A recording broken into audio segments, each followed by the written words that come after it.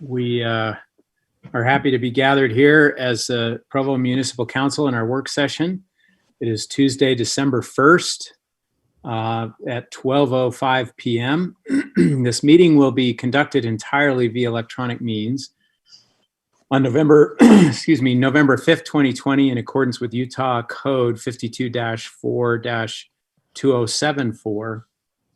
The council chair, George Handley, determined that conducting meetings of the municipal council with an anchor location such as the municipal council chamber presents a substantial risk to the health and safety of those who may be present there. These are the facts upon which I made this determination. The World Health Organization has classified novel coronavirus disease, aka COVID-19, as a pandemic. The U.S. Centers for Disease Control and Prevention state that COVID-19 is easily spread from person to person between people who are in close contact with one another.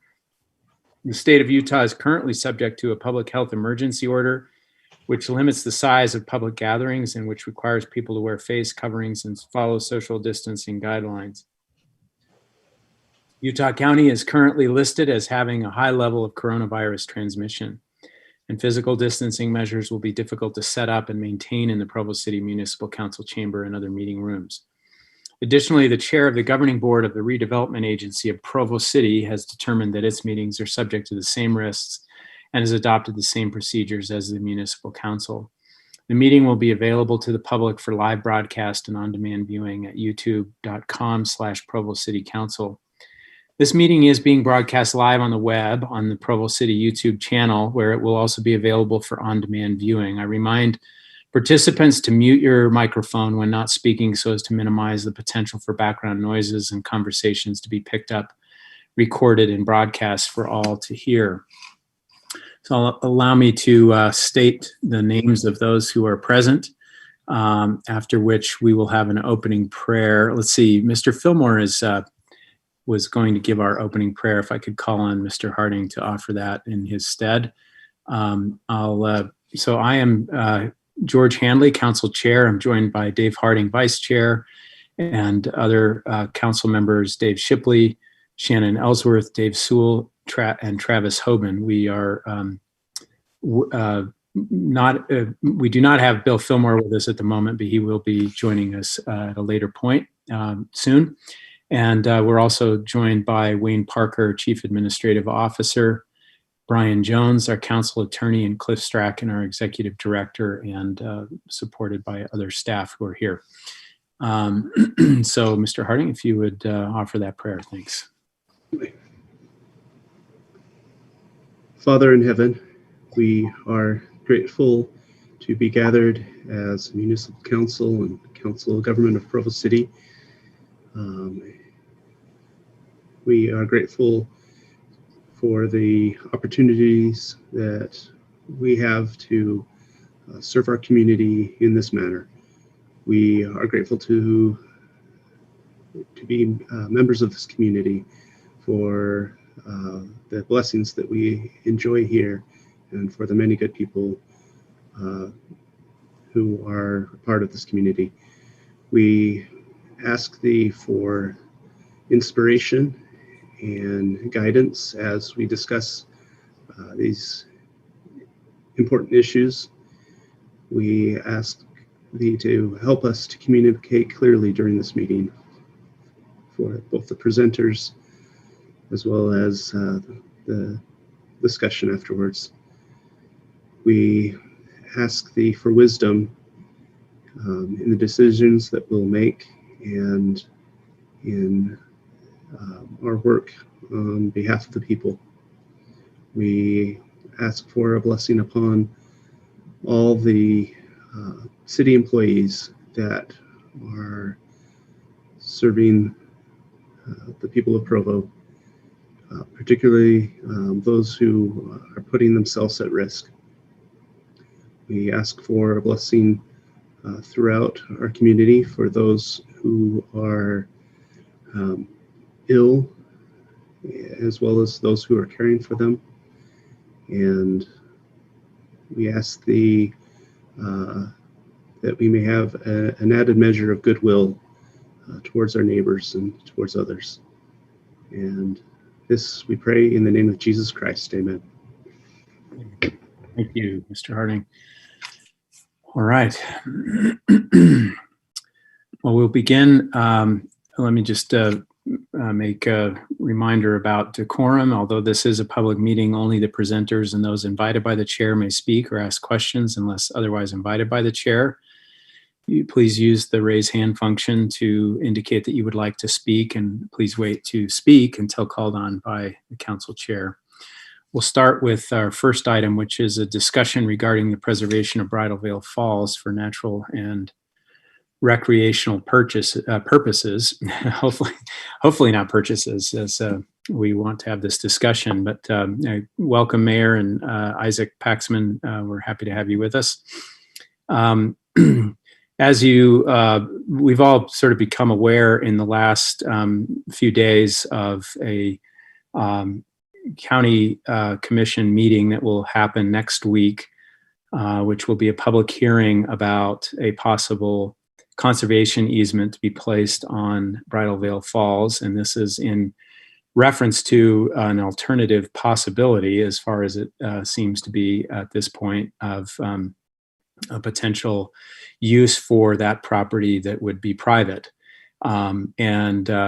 We've heard from many citizens in recent days. We recognize, of course, that this is county jurisdiction and not Provo City jurisdiction.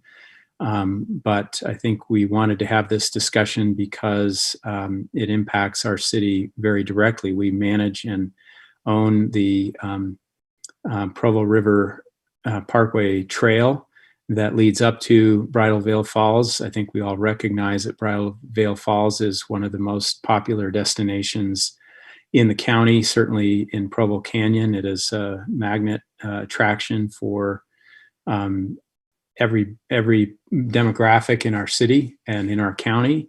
And so because this decision that the county will be making has such a direct impact on our citizens and on our community, and because it potentially has some ramifications for our broader plans for conservation and preservation of the foothills and canyon areas of our city, we felt that we needed to contemplate the possibility of either a joint letter with the administration or a joint resolution that we could consider passing to send a united and strong and clear message to the county commission about our desires with regard to Bridal Veil Falls and our hope that it would remain under protection from development and privatization.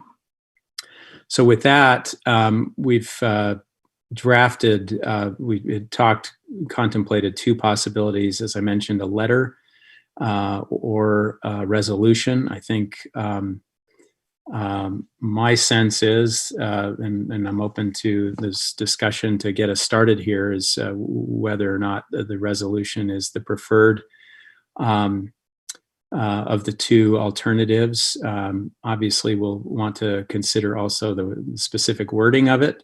But my feeling is that a resolution may have a little more strength behind it than a letter. But I'm open to that discussion. I don't know, Mr. Strachan, do you recommend that we pull up the drafts of both of them to look at as we contemplate that difference, or should we can pull that up and show it to you? But I think more importantly, I think it's important to discuss whether or not you have the votes to pass a resolution. Okay. Well, let me just open it up for discussion. Any concerns, any strong feelings that you want to voice? Go ahead, Mr. Sewell. Along the lines of Cliff's comment, I just wanted to know right up front if the administration if the mayor is interested in joining us on this in some form, and if so, if she has a preference as to how it would be handled. Can I speak to that? Please do.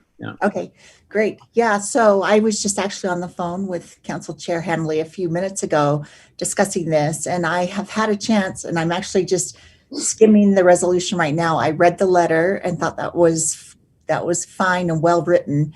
As you know, I don't sign a lot of resolutions, but I'm more than willing to take a look at this because I know the significance and the importance of protecting Bridal Veil Falls. I'm sure you all read the article in the Salt Lake Tribune. I thought it was well written and gave a lot of a great information that brought a lot of light to this topic. But when it's all said and done, I think I truly would prefer a letter. Thank you, Mayor. Ms. Ellsworth, go ahead. Yeah, I became excuse me. I became aware of potential development near Bridal Veil Falls last Monday, and I just appreciate everyone here who's hurried and hustled to create a solution for the city and for the citizens of Provo. I am supportive of a resolution. I'm also supportive of a letter.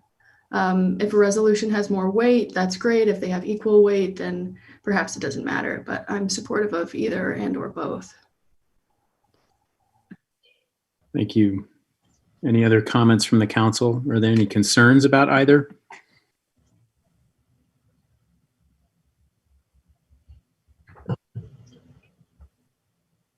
All right. Well, seeing no concerns, then I guess, Mr. Henley. Yeah, go ahead. So I had actually just sent a newer version of this. We added a paragraph in the whereas starting on line 14, as was suggested earlier. But my suggestion would be for the council to adopt the resolution if you're in support, and if the mayor's in support, make it a joint resolution. And then send the letter that I saw that was circulated earlier accompanying the resolution. So the letter gets into a little more detail about why you want to preserve it and some of those issues around it. But the resolution would be a full vote of the council as well, and the support of the mayor. At the end of the day, it's all symbolic. It's expressing the council and the mayor's perspective and preference. You might consider that with Provo being nearest, I think the nearest city to Bridal Veil Falls, that it hopefully carries some weight with the commission. And you might consider that the commission will give as much weight to that as you might consider a resolution from the commission in that likelihood. But it carries the weight of a vote of the council and hopefully the mayor as well. That's all I have. Mayor, go ahead. I was just thinking that if we really want to give it the punch that I feel like we all agree with, is if we were to sign the letter jointly. I know they're meeting Wednesday for public comment. If one of us went and got in line and stood up and read the letter in the public meeting, I think there's something to say for something more significant like that than it landing on their desk. If you think about all the emails you receive and all the letters you receive, things can get lost in the shuffle. But if someone were to show up in person, are they holding their meeting in person? I'm not sure exactly, but if there was a way to get on that meeting and read the letter during the meeting so it is made public, I think that carries a lot more of a punch than just emailing it or signing a resolution. That's just my opinion on how that. I've worked with the county commission for years, and they seem to have a greater impact if you put it out on the public docket. Thank you. Mr. Harding. Thank you. I think the past couple of suggestions have been great. I agree. I love the idea that the mayor just suggested, that whether it's show up to a Zoom meeting or show up in person and read the letter. I think that's great. I also think that there may be value in voting on the resolution this evening. If I hear the mayor correctly, she'd prefer not to be a part of that resolution. So I think we could easily do a council resolution and a joint letter with the mayor's signature on that, and then be sure we present it in the most impactful way. That might be the most impactful, set of actions that we could take. Mr. Sewell. I love the idea of presenting in person or via Zoom as well. And the mayor is the face of the city. If she's available, she'd be my first choice if she wanted to do that. I would agree. How does that feel to you, Mayor, if we consider the resolution tonight as a council act and then do a joint letter in time for the meeting? Yeah, I like that idea. I will, if that's the direction we're going to go, I can get working on it. I'm sure that they probably are already getting in line for their public input. So as soon as you decide what direction, I'll start working on my part, and I'm happy to join them in their Zoom meeting and take a number and read the letter out loud. Thank you. I'm happy to join you and support. I don't know how that works exactly, again, in terms of how they're doing their meetings, but I'm happy to stand with you on that.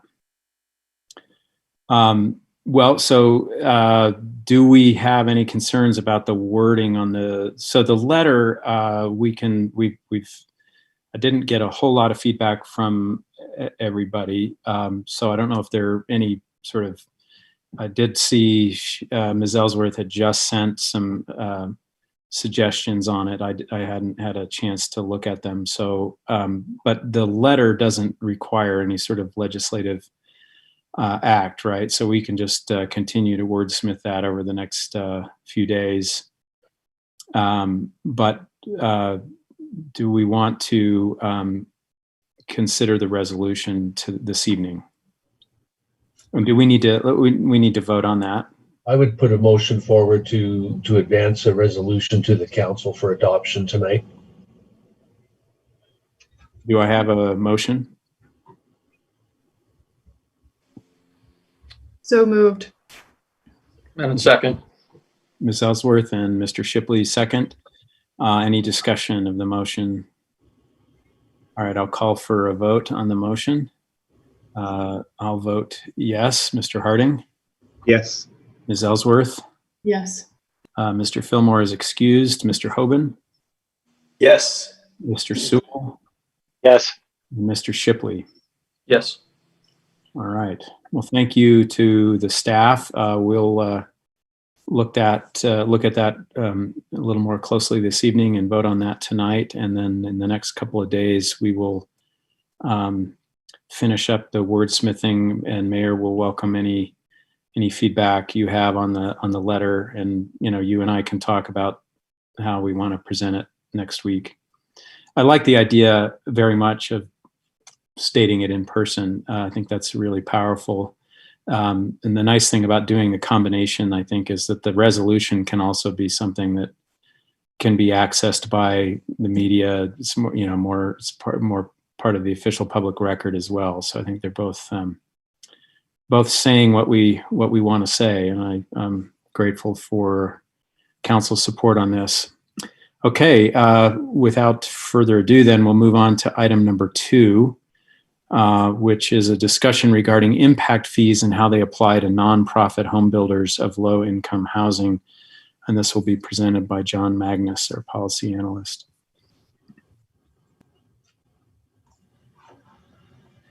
Mr. Chair, just by way of introduction, the Housing Committee in past years has had a number of discussions around affordable housing and the various tools that the council could put in a toolbox of policy to help promote affordable housing. A recent request has been made to the city to consider a policy. And so we want to just give you an overview of what impact fee waivers would look like as a possible policy tool. We do plan on bringing forward some other issues down the road, like inclusionary zonings, et cetera, et cetera. But whatever comes of this discussion today, we would hope that you would direct it to the Housing Committee for further analysis. John?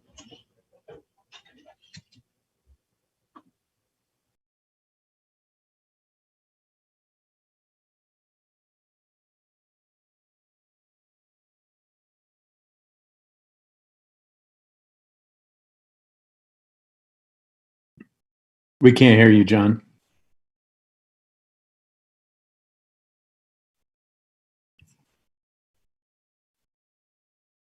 Yeah, no audio is coming from John. It looks like he pulled out, and I guess we'll try to rejoin.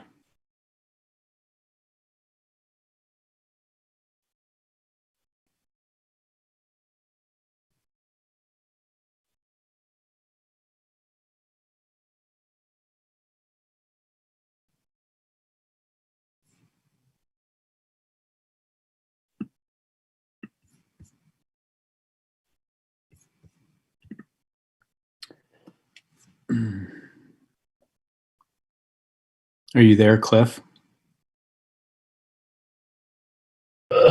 Yes, I'm here. John's just having some audio issues, trying to get those worked out. Council, you should have had received an impact fee memo from John talking about the different types of impact fees and how a local nonprofit might be considered for a waiver. Maybe if Brian's here for a minute, he could talk a little bit about the state of legislation and what's permissible under impact fee waivers. There's 4 kinds, and Brian could discuss those with you very briefly. Yeah, I'd be happy to do that. Just to give you a little bit of a primer, I'm opening up the statute to make sure. So, again, as Cliff mentioned, there's a lot of different policy considerations regarding low-income housing and how to handle it. One thing that the state has done with regard to that is in the Impact Fee Act. And by way of context, I just mentioned that we've had a lot of developers. The city has been approached several times by developers in the past who have asked for waivers of impact fees. However, it's always been the city's position that waiving impact fees is actually illegal, that we're not actually authorized by the state to do that, because our impact fee study is contingent upon or our impact fees themselves are contingent upon the study that demonstrates that those are needs that actually have to be met for the city and funded through the impact fees.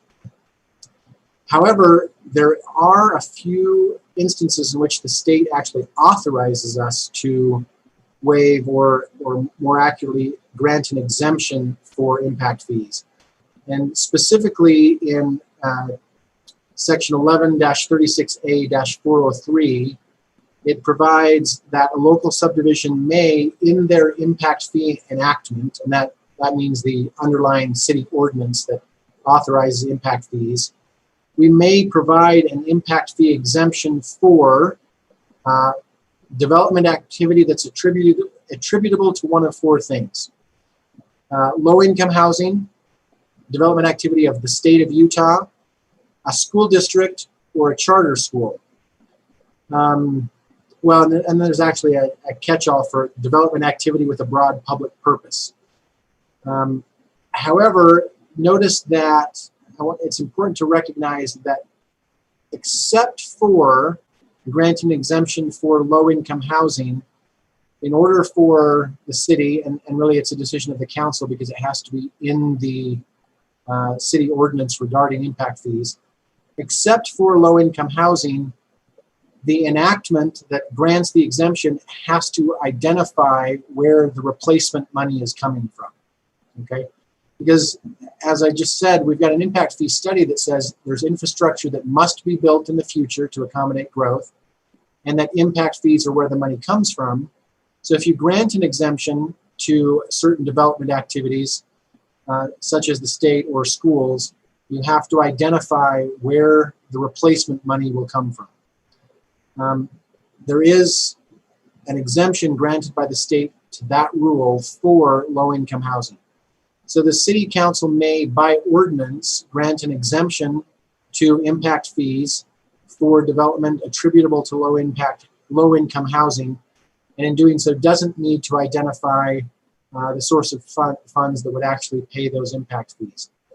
But as a policy matter, recognize that just because you're not identifying the source, the money still has to come from somewhere. That the way to make up those fees is not by spreading those fees to other developers. It has to come from somewhere else, from taxes or ratepayers or some other source of funds. It can't be reallocated so that everybody else's impact fees goes up.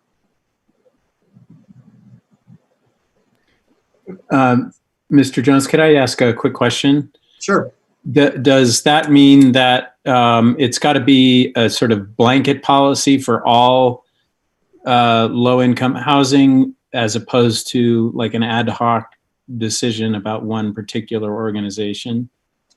I think the answer is probably a middle ground between those two extremes. The issue is that the statute is actually fairly, I don't want to say it's vague, it's fairly simple. It doesn't say a lot. The only thing it says is that you may provide an impact fee exemption for development activity attributable to low-income housing. But it has to be done by ordinance, which isn't really very conducive to individual determinations. So that's probably something that if the council is interested in, that should be referred to the housing committee for more follow-up as far as legal research and maybe some conversations with the state. My off the top of my head analysis of that is you probably aren't authorized to grant one-offs, but you probably could do something like, for example, grant an exemption to all low-income housing that meets certain criteria, such as, and Cliff knows these numbers better than I, but there are different categories of low-income housing.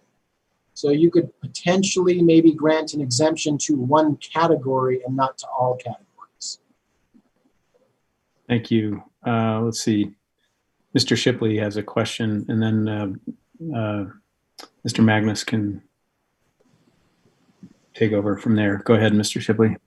Yeah, probably just a follow-up to the question that you just raised, which is, I guess I'm concerned that we open a door to developers that are already getting tax breaks. They're already getting financing breaks for having that 20 or 30% threshold of low-income housing within their developments.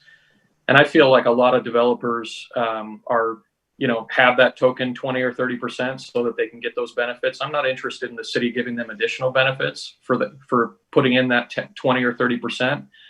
So if there was some way that we could differentiate between a developer or a not-for-profit that's creating actual low-income housing, like a low-income housing project, versus just putting in the 20% low-income housing so that they can get, other benefits that they're trying to get. I'm not interested in subsidizing those types of projects.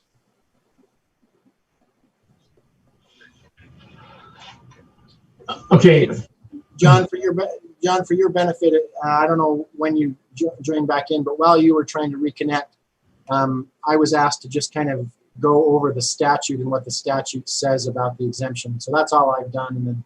Okay. Well, then I can breeze by that. That's fine. You have two other questions, but I don't know if they can wait until your presentation. I'll let them just let me know. Mr. Harding and Ms. Ellsworth, what are your feelings? I can wait. Okay.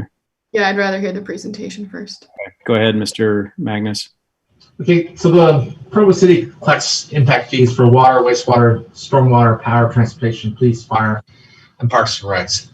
In 2018, the city updated the fee schedule. They forecasted out further of what their future needs are going to be. They came up with mathematical models to actually apply these fees to all development. So we're going to use the park impact fees as an example because it's the easiest one to understand. What it is what they did is they took a census data and they looked at how many people per dwelling, And for a single family dwelling, it's 3.38 residents. For a multifamily dwelling unit, it's 3.14 residents. They came up with the cost of all the future needs, and it turned out to be $918.67 per resident. And if you're building 40 houses, you count 40 doors times 3.38 times $918, and that's the impact fee for Park District. And it's the same for the rest of the impact fees that we charge. The calculations are a little different on some of them because they use different methodology. That's basically how it's done. And how this transpired is Food and Care Coalition came to us, and they're looking at some pretty big impact fees, and there was a discussion with administration, not specifically about them, but more of the broader topic about impact fees and how they affect the building of affordable housing. And if you look at, so we're taking Food and Care Coalition as just an example. They're building 71 units. They're 500 square feet, single bedroom.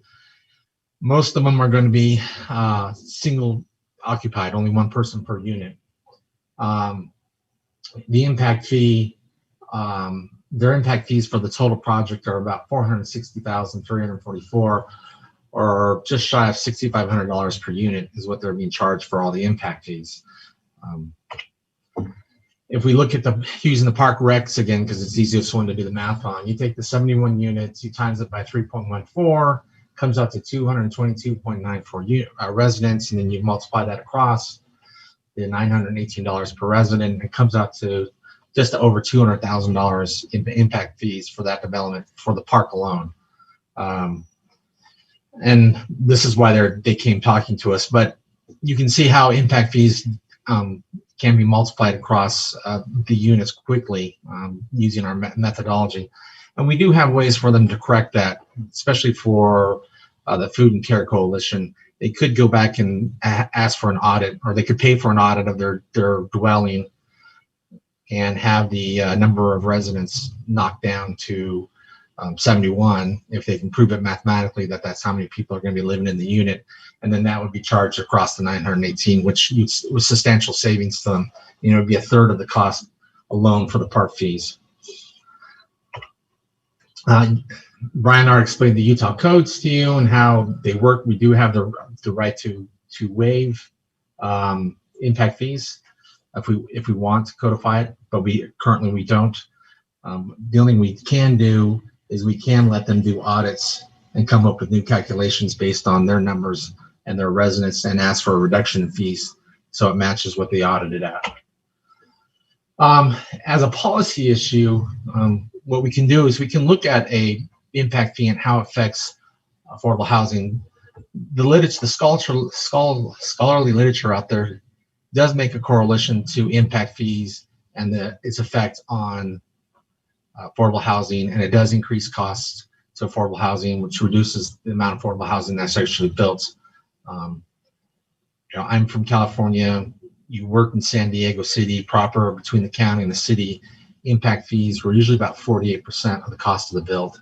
So some jurisdictions, it is very high, very cost prohibitive. Some of the ideas have been floated out there is you have the fees paid at the end, so the developer doesn't have a carrying cost. After the unit is sold and is occupied, then they pay the impact fees. Just reduces the development cost. The developer also has the option of having an audit done. They pay for it, and they would have, do our numbers, our dwelling number dwelling actually match what they're building. And if it doesn't, then they can ask for a reduction in fees. And there's other ways. If they build offsite, if they improve the sewer themselves, then they can get a reduction in fees. So as a policy question, we're being asked do you want to look at a way of establishing policies that would help affordable housing, builders of affordable housing, to mitigate some of these fees, or could we waive some of the fees? We're only using Food and Care Coalition because that is the project that we have to examine and look at the effect it's having on them. It's not that we're trying to get them through this process. We're just looking at the process in totality. So that is the question: is what does the council feel like it wants to do about impact fees? If they want to have a study, or they want to leave it alone, we're just looking for direction. And the administration is the one that sent this to us as a discussion, because they're not opposed to looking at a broader case of how that affects affordable housing, and is there something that can be done policy-wise to help? Okay, thank you. Mr. Harding, go ahead. Thank you. I appreciated Councilor Shipley's comments about just being cognizant of how different programs can stack on top of each other, and the interplay between the different programs. So for example, the state legislature has been very active in both housing affordability issues as well as homelessness issues the past couple of years. And I think it was just this past year, but maybe it's been 2 years now. I think Provo City was assessed over $200,000 to help pay for homeless shelters across the state, and we got none of that money back and no credit for all of the different services that Provo City, not necessarily city government, but the city itself hosts. And so to turn around and to spend $750,000 to help facilitate a new facility out of our own pockets, and then also be assessed yearly by the state to help other facilities. I'm a little worried about that, and some fairness issues kind of come into play. And again, it's I think because the federal government has their programs, the state has their programs, and then the city has other programs. We have to be very careful about how those how there's the interplay between them. I did want to mention, though, that I'm a proponent of things like 10 and 20% affordability components within projects. I think that's a much more sustainable way to help provide housing affordability in our community, as opposed to projects that are 100%. Though obviously, because this is a nonprofit, it's providing services. I think this is kind of an exemption. Maybe that's what he was talking about as well. But anyway, so I guess my thoughts on it are just that I think we need to be very careful. These are real costs, and this is how we've chosen to pay for these very real costs. And in the and so broadly, I think we need to be very careful about moving forward with the Food and Care Coalition. Specifically, I think they do a great service to Provo as well as the broader community, and I'd love to see the broader community also step up and help support them. But I think that audit, if they can show that each of these units will only be occupied by one person, then I think it's very reasonable that, and our system already would accommodate a recalculation of those impact fees, which obviously would be much lower than if they're calculated out at that over 3 residents per unit. So I think that would be the direction I'd prefer. Thank you. Other comments from the council? Ms. Ellsworth, did you have a question or? I'm interested in learning more about this. I didn't see the memo prior to this meeting, so I'll dig into that. But I generally agree with Mr. Shipley and Mr. Harding. Mr. Strachan, did you have a comment? Yeah, just a reminder that as you consider these policies, and I do think you should send it back to the committee for more work on them if you want to forward them at all. But just remember that there are a lot of impacts. We're very limited to what we can do. If we make it available to one, we probably end up making it available to all. With respect to the Food and Care Coalition, the city has already authorized a waiver of a significant portion of fees, significant amount of money in fees. I don't know the exact amount, but in October of 2020, a letter was sent to them saying that the city would waive its fees. But wasn't able to do the impact fees.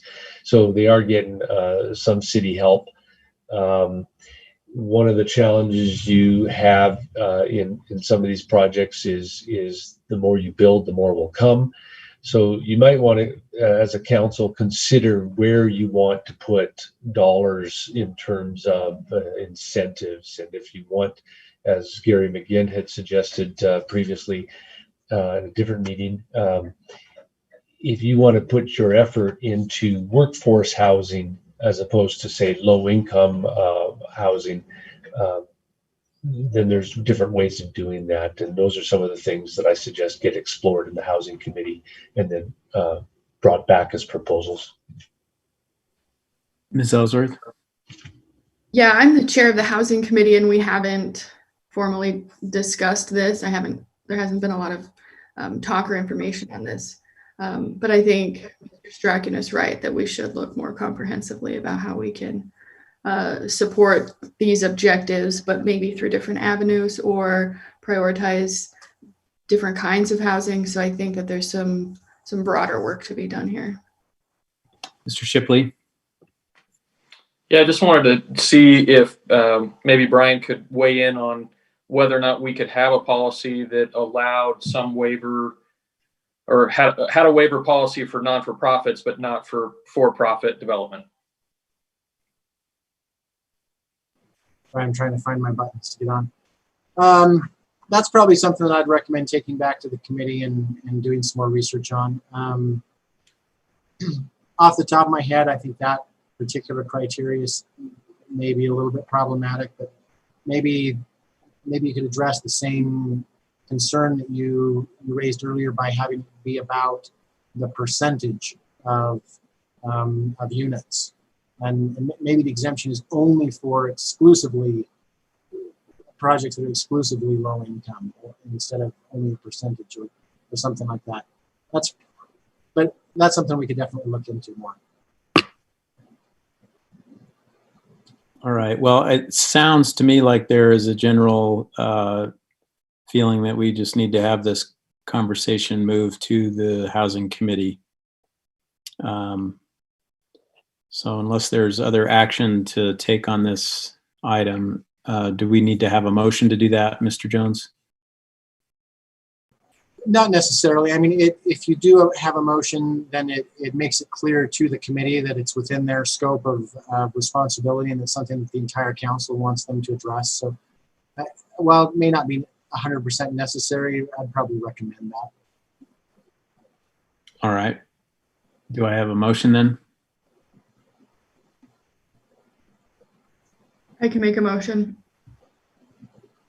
I move that we delegate the discussion of impact fees for low income and affordable housing to the Housing Committee for further review and recommendations. All right. Do I have a second? I'll second that. Okay. Mr. Harding seconds. Any discussion? No discussion. Then I will call for a vote on the motion, and I'll begin with you, Mr. Harding. Yes. Ms. Ellsworth? Yes. Let's see. Mr. Fillmore is not with us yet. Mr. Hoban? Yes. Mr. Sewell? Yes. Mr. Shipley? Yes. I will also vote yes. So that's 6 votes in favor with Mr. Fillmore. All right, we'll move on then to our next item, which is item number 3, a presentation from Utah Strong Recovery Project regarding the resources they have for mental health. And this item has 15 minutes, and this will be presented by Courtney Miner from the Utah Department of Human Services and Cindy Wilmshurst, MPH Utah Department of Human Services.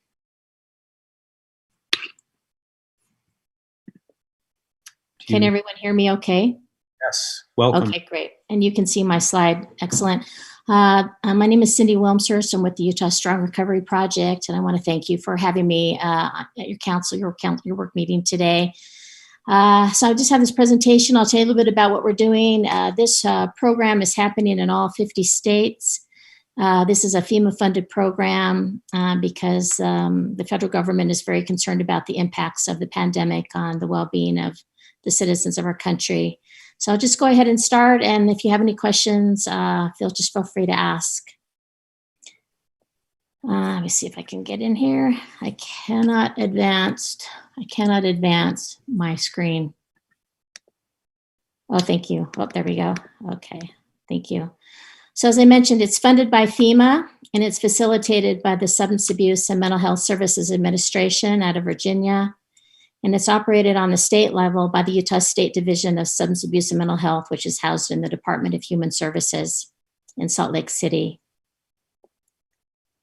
So as I mentioned, it's to assist people in finding ways to cope with the stressors of COVID-19 in the present and to help prevent persistent mental health problems down the road. Research has shown that approximately 20% of the people in our country and in our state are struggling with the impact of the stress of COVID-19 on their well-being. While 80% are fairly resilient, even though they feel the impact, they're able to manage okay, but 20% are really struggling. So this is the purpose of this program. I'm going to go ahead and play this video for you if I can. I don't know, John, maybe you might have to play it for me. Let me see.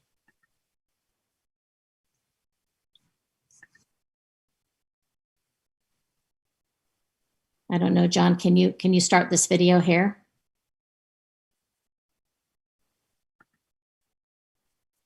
I usually have a link that lets me just go ahead and start this.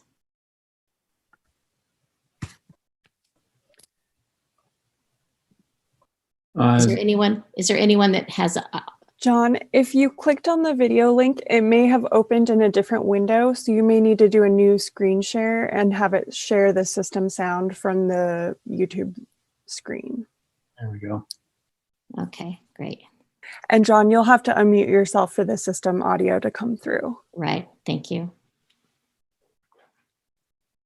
And hopefully you can skip the ad. There we go.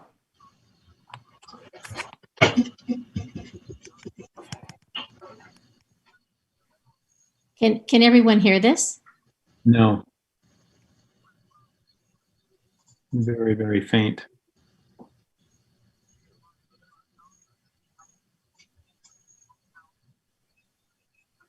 I can't hear it.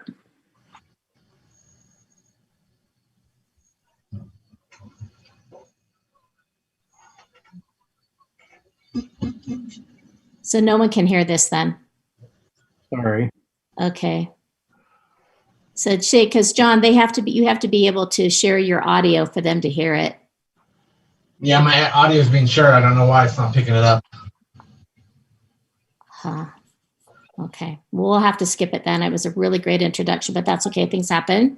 If we just go ahead and advance, give me a screen share back. I'll just go ahead and advance through my slides. Thanks. Maybe somebody could just send the link in. Yeah, I'll send it to you. Yeah, it's a KUTV did a presentation. A spot on this program about 3 weeks ago. It's a really good introduction. It tells you really what's going on here in the state. So I was hoping to share that, but obviously there's a technical glitch. We're going to try it again. I think this system audio was not properly shared, so. Okay, do you want to try it? Tens Okay, of thousands of there we go. Utahns asking for help to survive COVID stress and anxiety. It's a program that just started in June to tackle the ever-growing demand for regular people trying to get through the pandemic. Jim Spiewak found anyone in the state can access the information. Jim? Yeah, Mark. So there are counselors that can help people in every single county in the entire state of Utah. And here's how it works. People can reach out to this program. They can email, they can call on their phone. And if they want to, they can even text. In this story, you're not going to hear from the people who have reached out for help with their COVID-related anxiety or stress. That's because the program set up to help is entirely anonymous. It's actually good that you don't need a name because we are free and a confidential program, so I don't have a person's name. Rebecca Minnick runs the Utah Strong Recovery Project. What is 50 counselors all over the state now started up the third week of June and they've already served more than 68,000 people. We are available to talk with folks that are struggling right now. Like the person who just recovered from COVID that reached out to Rebecca to talk to her right before she got to our interview. And is really struggling right now because his friends, family, and coworkers don't want to be around him. They're afraid that he's still contagious and they're going to be sick. Rebecca says the anonymity is what propels people to reach out. And nobody's broken here. I mean, we were all struggling with this very uncommon situation. Rebecca says many times the people stressed out calling in for help are the same people who post perfectly happy pictures on social media. I'm going to think there's really something wrong with me. Not realizing that if I were to ask them how are they really doing, they're probably having that same anxiety and stress that you are. Even with all of the demand, Rebecca says the program has enough people on staff right now. And it's not just people reaching out to these counselors directly for help. These counselors will go to schools, elementary schools, middle schools. They're at the Maverick Center talking to folks, and they speak in front of groups of people to try to give them tips on how to deal with a lot of this anxiety and stress. If you or someone you know wants to reach out, again, totally anonymously, we've put all the resources and the phone numbers that you can call, email, or text over on our website, KUTV.com. We're live downtown tonight, Jim Spiewak. Thank you, John. Okay, let me know when I have control again and I'll forward the present. Thank you so much. Okay, as you know, you all of you probably are feeling the effects of the pandemic in some way in your lives. It's a new experience in our century. It's very different. A lot of us FEMA trained counselors have initially been trained for a disaster happening here in Utah, but they ended up deploying us for the pandemic. As you know, COVID is very different from a natural disaster, usually a disaster is usually localized to a specific area, where the pandemic is worldwide. Disasters are usually time limited. We have a very uncertain time frame. Most people know how to escape disaster's effects.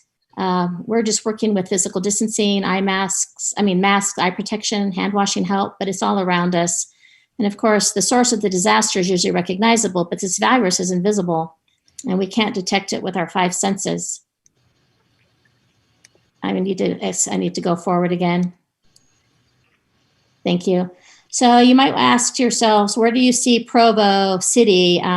We have these phases of disaster, from pre-disaster, the impact when it first hit us all in March, when things were shut down. Then we have this huge buildup for this response, this heroic phase. And we think things are ticking along nicely. And we kind of felt things were ticking along nicely probably over a month ago. And right now we're in a pretty serious surge here in our state with ICU capacities full and high, a lot of positive test counts now. And we're COVID has now become the 3rd leading cause of death in our state after cancer and heart disease. If you could forward that for me, John. So as I finish this presentation, I've got a few more slides. I'd like you to think about, I'm on the Utah County team and the Wasatch County team, how we can best help the Provo City community. Go ahead, John.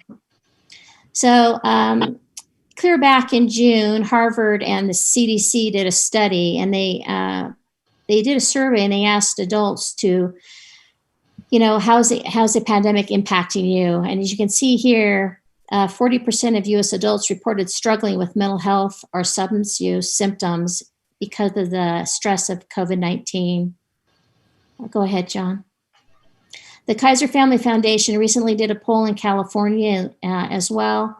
And they asked whether, the pandemic-related worries were harming their health. 45%, that's nearly half of the respondents said it was. And by the end of July, this past July, that figure had risen to 53%. Go ahead, John. So some of the other mental health statistics are important to share with you. We've got young adults, racial, ethnic minorities, essential workers, and unpaid adult caregivers. They are experiencing a disproportionate worse mental health outcomes. They have increased substance use and elevated suicidal ideation. Thankfully, the Utah Department of Health tells us that the Utah's suicide rate has not increased. However, 25, that's a quarter of our young adults from 18 to 25, reported that they had considered suicide. And calls to the state's suicide hotline have also increased. Go ahead, John. From the Centers of Disease Control and Prevention from March to June, despite representing 24% of Utah's workers in all affected sectors, Hispanic and non-white workers accounted for 73% of workplace outbreak-associated COVID-19 cases. And then from the Department of Health, Utah Department of Health in July, while our Latino population makes up just 14.2% of our state population, they account for more than 40% of the total cases of COVID-19 in Utah. So they are really being hit hard as our group of people in our state and in Provo. Go ahead, John. So Utah Strong serves all Utahns, individuals, families. As you heard Jim Spiewak say on Channel 2, we're out working with schools. We've got people helping our Native American tribes that are also hit disproportionately hard, the homeless, nursing homes. We're reaching out to anyone we can on the local level. Go ahead, John. So what we're offering is, and this is what FEMA is paying for, is they're paying for free and confidential counseling to anyone in Utah who needs it. You don't have to have insurance. If you have insurance, that's fine, but you don't have to use it. FEMA counselors, we've got about 55 of us now. We're providing in-person outreach, virtual outreach. We're giving emotional support, public education as well. I just did a Facebook Live at the Spanish Fork Library a couple weeks ago.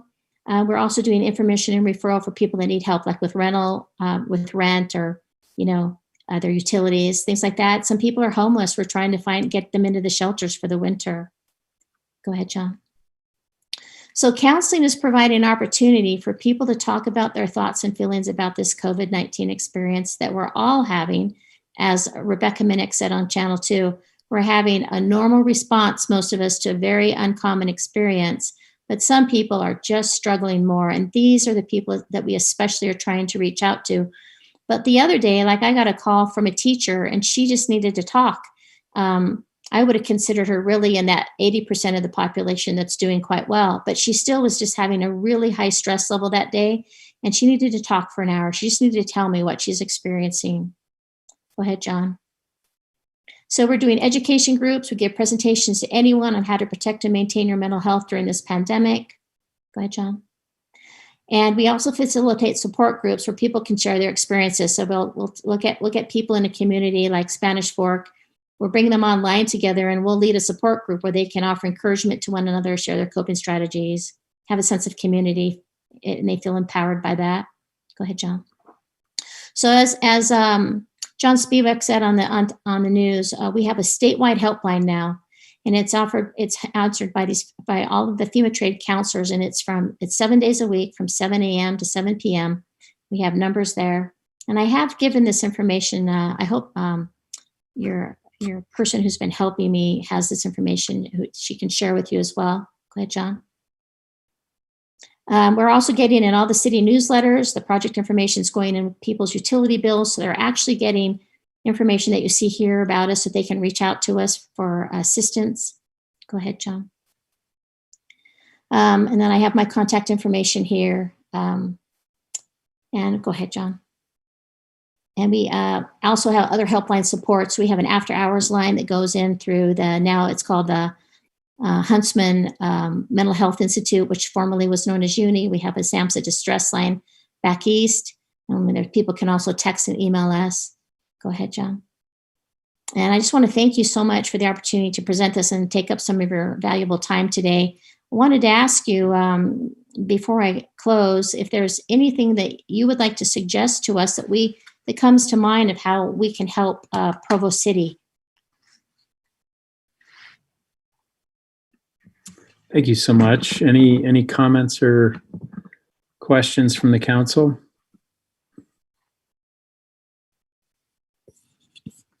We appreciate it very much. And I'm sorry, I didn't realize I didn't have my video started. I would have turned myself on so you could have at least been present instead of looking at a picture of me and my dog. But I plan on reaching out to we've been working with law enforcement as well. As you know, they're first responders. So they're handing out our cards to people that they come in contact with to reach out to us. We've been doing Meals on Wheels. But if if you come up with any ideas, I hope you'll reach, any more ideas of things that you would like us to do for the city of Provo. We will do that. We have about a team of 8 people assigned to Provo. And so we're actually starting at the COVID-19 test sites next week. We're doing outreach there when people meet in their cars. But if there's anything else we can do to be of help, we would like to do that. Thank you. Mr. Shipley, go ahead.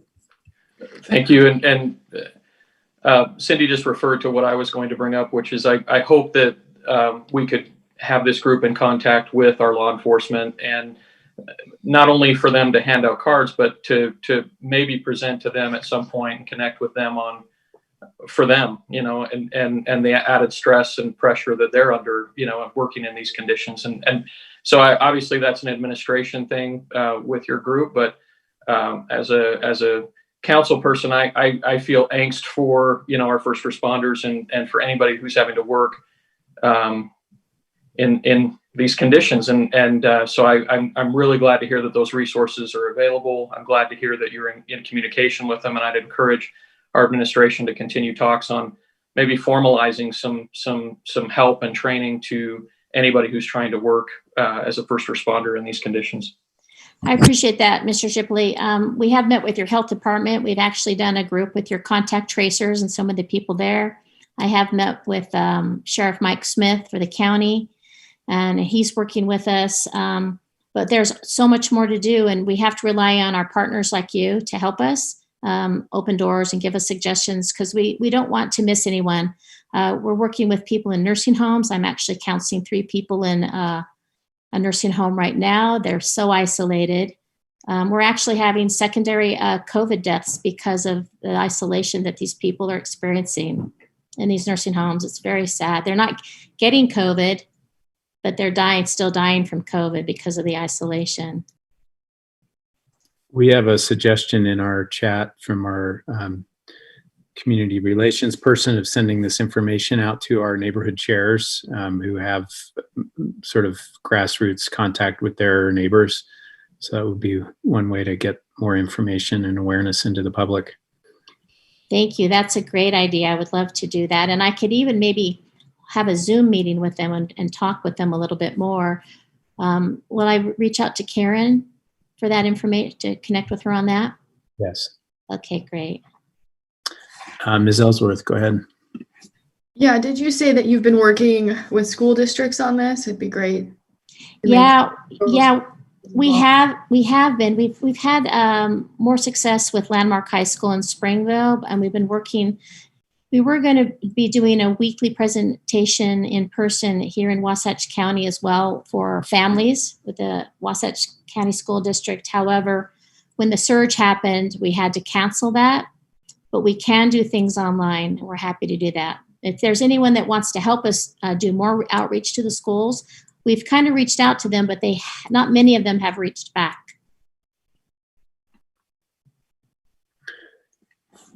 All right. Well, thank you very much. We Thank really you. What you're doing, and we hope you'll express our appreciation to all of your people that are working with you, especially those working in Provo. We're very grateful. Thank you very much for having me. I'll go ahead and leave your meeting now. Thank you. Stay safe. All right. Thank you. We'll move on then to item number 4, which is a presentation from BYU students regarding ways to make Provo more livable to students at the university. And this will be presented by, well, let's see, Robert Mills and I think some students, right? That's right. So 2 of the students from the class are joining the panelists right now, but just as a little bit of an introduction, council might be aware that we've been working with Professor Jamin Roman's class, his Provo City Lab class at BYU for several years now, and it's a great experience. We love being able to participate with these students, and in the past, they've helped us with some different neighborhood plans or different things like this. For this semester, though, we changed it up a little bit. We collaborated, and I actually drafted a pseudo RFP for them to respond to kind of give a more real world experience, and really ask them to describe ways or experiences that could enhance the livability of Provo as it relates to students. And students divided into 6 groups. They researched this question and then designed experiences that could demonstrate the concern that they have. And then they responded with a proposal to improve the student experience. We had some really, really great responses. I wish we had time for you to hear from all of them. They included like looking at existing amenities and access to those amenities, housing concerns, an improved downtown Provo app, and better information distribution. But I've asked Spencer Duncan, he's here, and he's going to first talk about a proposal that his group came up with of creating like a working group of service opportunities between students and the Joaquin neighborhood. Then Zeke Peters, he's going to talk about his group's proposal to create a group of students and hopefully some city council members that could work together, go over some concerns that students might have, but also create a kind of an avenue for the city council to be able to connect with students. So with that, we'll go ahead and have Spencer start us off. Okay, great. Can you hear me? Mm-hmm. Okay, perfect. So I'm just going to present on this Joaquin neighborhood and BYU student partnership. As Robert has already kind of mentioned, let's see, we can go to the next screen. Kind of our problem, let me see if it will let me.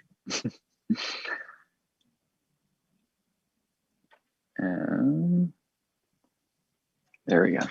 Okay, so the problem we were addressing is student livability, and in many cases it is kind of unfortunately subpar, and that really that comes because Provo doesn't quite provide the amenities that make the lower quality housing situation that students have really worth it. And what I mean by that is that students pay more money than what they're getting back in not only housing, but in the quality of their neighborhoods, all of that sort of thing.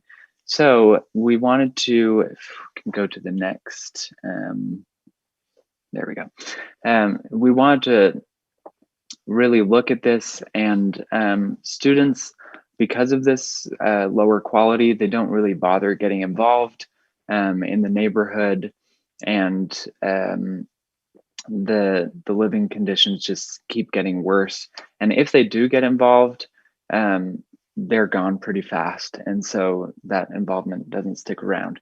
And then if we can go to the next, and this lack of involvement leads to kind of a serious disconnect between students and their long-term resident neighbors. And things just keep getting worse. The students don't treat their apartments very well because they're not that nice, and they don't treat the neighborhood very well. But we, in our group, we determined that the neighborhood program in Provo really does present a unique opportunity for solving this problem. And so the solution that we came up with was a community service program, and we would start with the Joaquin neighborhood committee, because we've already been in contact with them, and we would get long-term residents and students working directly together to perform volunteer service projects like repainting houses or planting trees or a neighborhood cleanup kind of thing. And we would want the focus to really be on improving relationships and building trust and empathy in the community. And we could also do this through other activities such as like a neighborhood walking tour or an outdoor art exhibition, things like that. And so for the next, let's see, go to the next slide. So the way that we would accomplish this, this was one of the issues that we had, just knowing who to partner with, because students do come and go so quickly. We wanted it to be kind of institutionalized, something that was that would be there for a long time. And we determined that YServe at BYU would really be a great organization for that, because they do provide a steady stream of volunteers, and they've got that solid structure already in place for organizing and leadership and that kind of thing. Go to the next slide, please. Thank you. So how this would work is that the neighborhood committee would determine a service need and a more fun activity, one per quarter, and then they would turn it over to the service program organizers who would work through YServe, and these organizers would plan these activities and make sure that they could happen. And there is a lot of interest at BYU, like in the civic engagement minor and things like that, that could work as an assignment or something like that to help it really take off. If you could go to the last slide. So if this works in the Joaquin neighborhood, we think that it would work really well. It would be easily transferable to other neighborhoods with high student numbers. It would increase community involvement and really create a sense of community and help students better appreciate their neighborhoods. And then not only will it increase or improve relationships, but it's going to slowly improve the physical aspects of the neighborhoods, which is really kind of where a lot of these problems root. The students don't feel like the neighborhood, they're paying too much for the quality of the neighborhood. So we think that this would be a powerful way to improve livability among students.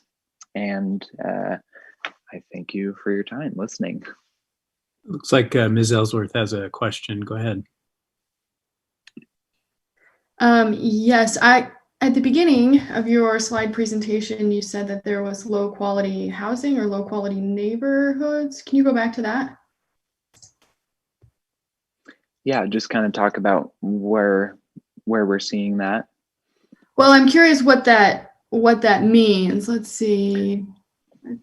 Forward. Be the next slide, yeah.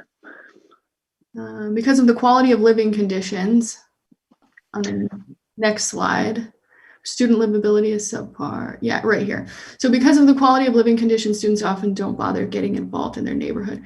What does that mean, quality of living conditions? Yeah, so we were thinking during this class, a lot of the issues that we kind of identified were that students live in these apartments that are not great and in these complexes that aren't what they could be.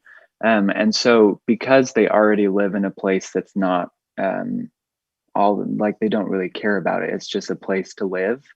And so they're not engaged. They're not, they don't really feel that connection to not only their housing, but their neighborhoods. So that's kind of what I was meaning by that. Gotcha. I agree that student housing is pretty low quality in a lot of places. Yeah. We've all heard horror stories. I do question though if that's the reason that students aren't getting involved. Yeah, for sure. There are lots of things that play into that. So that wouldn't be the only reason for sure. Yeah, it seems like students that I talk to don't get involved because they think that they're just here temporarily, right? They don't register to vote here because, their folks live in California and that's where they're from, and they think they might go back there, or, they don't feel connected to this community because they anticipate only being here for 2 to 4 years, maybe 6 years. Yeah, so for sure. And got this connection between low quality housing and what you're saying here. Yeah, and I think definitely the service aspect would also help with that feeling of disconnect, just because they're not here for very long. So that not only improves the quality of the neighborhoods, but it does help the students get more engaged and see that the neighborhoods where they live really are these great places where they can have valuable relationships. And will that impact the quality of housing? So it's kind of it's less of a direct impact and more like, oh, okay, I've gotten involved in my neighborhood. I do care about it. I'm going to take better care of my apartment and maybe kind of push my landlord a little bit to do the same. So it's less of a direct impact into student housing and more that kind of thing, if you kind of see what I'm saying. Thank you.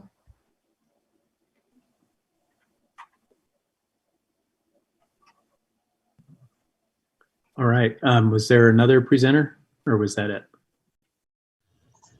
Yeah, go ahead. I had a PowerPoint that I sent. I don't know. I don't really need it, but I just had a couple of things. Which one is it? I sent it to Robert, so I don't know if he sent it to you. Robert, which group? I group 3, 5, and 6. I just resent it to you as well. Anyways, so we're another group, and our proposal is to do kind of a student city relations committee. And the idea kind of came from the fact that BYU, being a private university, isn't required and doesn't have a need to use its student led organizations like YServe or BYUSA, the elected student officials organization, to participate in local politics and state politics and government for funding and programs such as that, because they don't depend on any of that. And so we looked at other universities in Utah specifically and some other universities as well to see kind of how they engage students with the local government. Utah State and the University of Utah have intergovernmental relations committees within their elected student bodies. And so we're like, okay, maybe we could do something like this with BYU. And so we like, all right, that's a BYU side, but what can we do to get the city involved? And we looked at some other cities. We noticed some things they did was having students sit on committees with city members. And so we decided to go on this route. And let me see. I have control of the screen.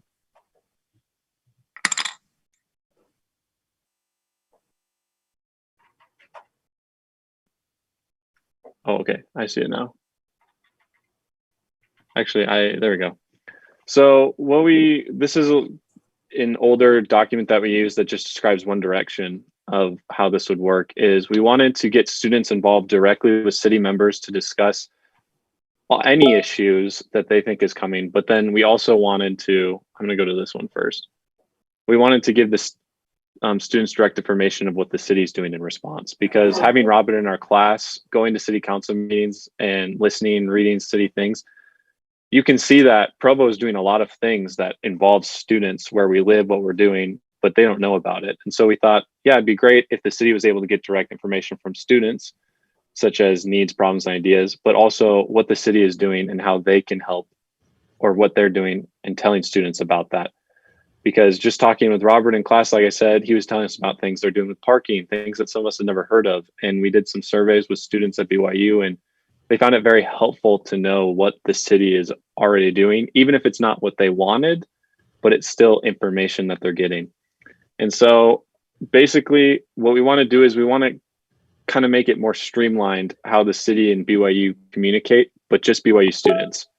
Some of my colleagues reached out to, I think they reached out to Shannon Ellsworth and George Hanley, the two of you, about something like this earlier in the year. I don't know if you remember, but what we're trying to do is right now, BYU students and the BYUSA elected officials have an issue that involves the city. They send it up the food chain to BYU President's Council, public relations officers, and they reach out to the city, and that comes down. We want to maintain that for the big things that involve BYU as a university. And I discussed with the Dean of Students and with the Dean of Student Activities. And in order for this to work with BYUSA, we would just have to make sure it's determined that this is a student connection and not the university connection. That the university is separate from this, but this is what the students who may attend the university, and then that would also include students from UVU who live in Provo. And how we see it working is BYUSA has the capacity to do surveys, has the capacity to do outreach to students, and is already doing so. They're doing things about issues that students are facing in the cities that they live in. If it involves parking, if it involves housing, if it involves events, things like recycling, transportation, nightlife, they're already engaging directly with students. And so we wanted to use this and bring it directly to the city. And after talking to BYUSA officials, they thought this would be much easier for them because then they would be able to bring issues and ideas through programs like YServe that the previous group mentioned directly to the city and to coordinate to find out how they can use that for activities or ideas or how they can communicate. We also talked about using the social media director for the city of Provo and creating some sort of accounts or working with existing accounts to reach out to students. I've lived in Provo for 4.5 years, and I didn't even know that the Provo City Events Instagram was a thing, and I very much enjoyed it. And I think through our investigation of how we can incorporate BYUSA more directly into the students and into the city with a committee made of some city council members, and then inviting other people to discuss ways we can reach out to students and ways that students can reach out to us, and going through all the ideas, it made me feel more of a citizen of Provo, because our main goals are these two things, but it's also to make students feel like they're citizens. Even if they are here just temporarily, they should still feel that Provo is a great place to live. It's a city. It's not, a lot of people are like, oh, I just want to leave where I went to university. I want to go out in the world and do things. But that's BYU that they're leaving. They're not leaving. They're not thinking about Provo. And we want to help people understand that, yeah, you're a student, but you're also a citizen first. And so any questions on that? I didn't have a lot of time to do a PowerPoint presentation, so the graphic wasn't great, but does anyone have any questions? Go ahead, Ms. Ellsworth. Yeah, I like your objectives in the last slide. How would this incorporate UVU students and students of other higher education institutions? So we wanted to start with BYUSA just to get an idea of how effective it would be, because if something's ineffective, we wouldn't want to roll it out totally and find out it's not really doing anything for us. So we'd want to start with BYUSA, but then we could also start reaching out to representatives through UVU and any other people, especially with online school now. It may just change where we open it up. And so we had the idea of some city members on the council, student representatives from BYUSA, and then just open general student representatives who may be from UVU or other universities or other higher education opportunities who live in Provo, who would still be able to contribute. That way we're not stuck with, students all coming from one neighborhood or one section of town. We can kind of spread it out. Just wanted to add a thought and thank you and your fellow students and Professor Rowan for this really important project. My district includes the campus, and I've always felt the need, both as a professor at BYU and as a city council member, to find ways to help students feel more invested in their community. I mean, I don't know if it was you or your colleague mentioned, 4 to 6 years. That turns out to be the average time that people live in different communities throughout their adult life. So there's actually nothing exceptional about being a student for just 4 to 6 years in a community. So if you learn in those first 4 to 6 years of being an adult away from home how to be a citizen in a local community, then it's going to be a transferable habit, right? That is going to be beneficial for the long term. So that's a gospel I've been preaching for a long time, and I'm grateful to Professor Rowan for spearheading this project. And as the representative of the campus, I would be more than happy to regularly meet with that city student committee and get hooked in through my newsletter and your newsletter, or whatever means of communication you end up using. I think that would be really exciting. And so just count me in for whatever help I can provide to make that connection stronger. All right, we have just a couple more minutes here for this item. Any other comments or questions for the presenters? And thank you, Mr. Mills, as always, for your work. And we'll continue this conversation hopefully as a result of this project, we'll have improved communication and relationships with the students and more engagement. So let's work together to make that happen. Thanks, everybody. All right, thank you so much. We'll move on then to item number, whoops, sorry, my agenda's sliding around here. We are on item number 5. Am I correct? Presentation regarding the pre-proposal to rezone property located at 50 East, 3900 North from residential R110 to low density residential LDR. And this is in the Riverbottoms Neighborhood. And this is to be presented by Daniel LaFontaine, who's the applicant. Good afternoon. Can you guys hear me? Yes, we can. Thanks for being with me. Well, thank you. I'd like to thank this council for the opportunity to speak. I feel I'm at somewhat of a disadvantage at the onset because there's nothing more challenging than talking to people who, to this point, have only heard one side of an issue. So I appreciate this good faith gesture you've given me to speak. Thank you very much. I understand that the burden upon me is to speak to the facts in hopes that this council will put my request for an LDR zone change back on the agenda. So I will I'll probably speak pretty quickly so I can get through my material and then hopefully field some questions. But it's kind of a recap. So Councilman Sewell took 20 minutes in the last meeting to justify his vote on this project, and he laid out his case on why he would align himself against my project and incorporated his opinion to support his position. And I don't blame him for that at all. I think he did a good job.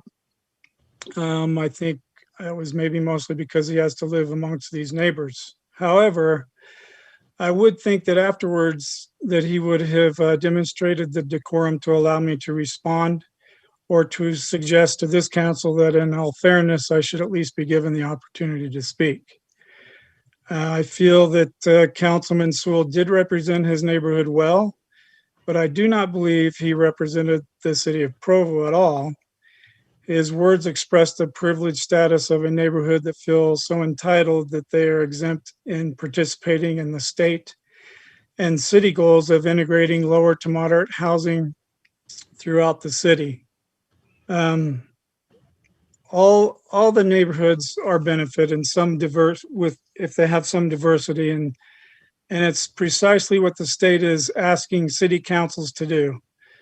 And it is also what Provo City has adopted to do just last November when they approved the amended Provo City Moderate Income Housing Plan.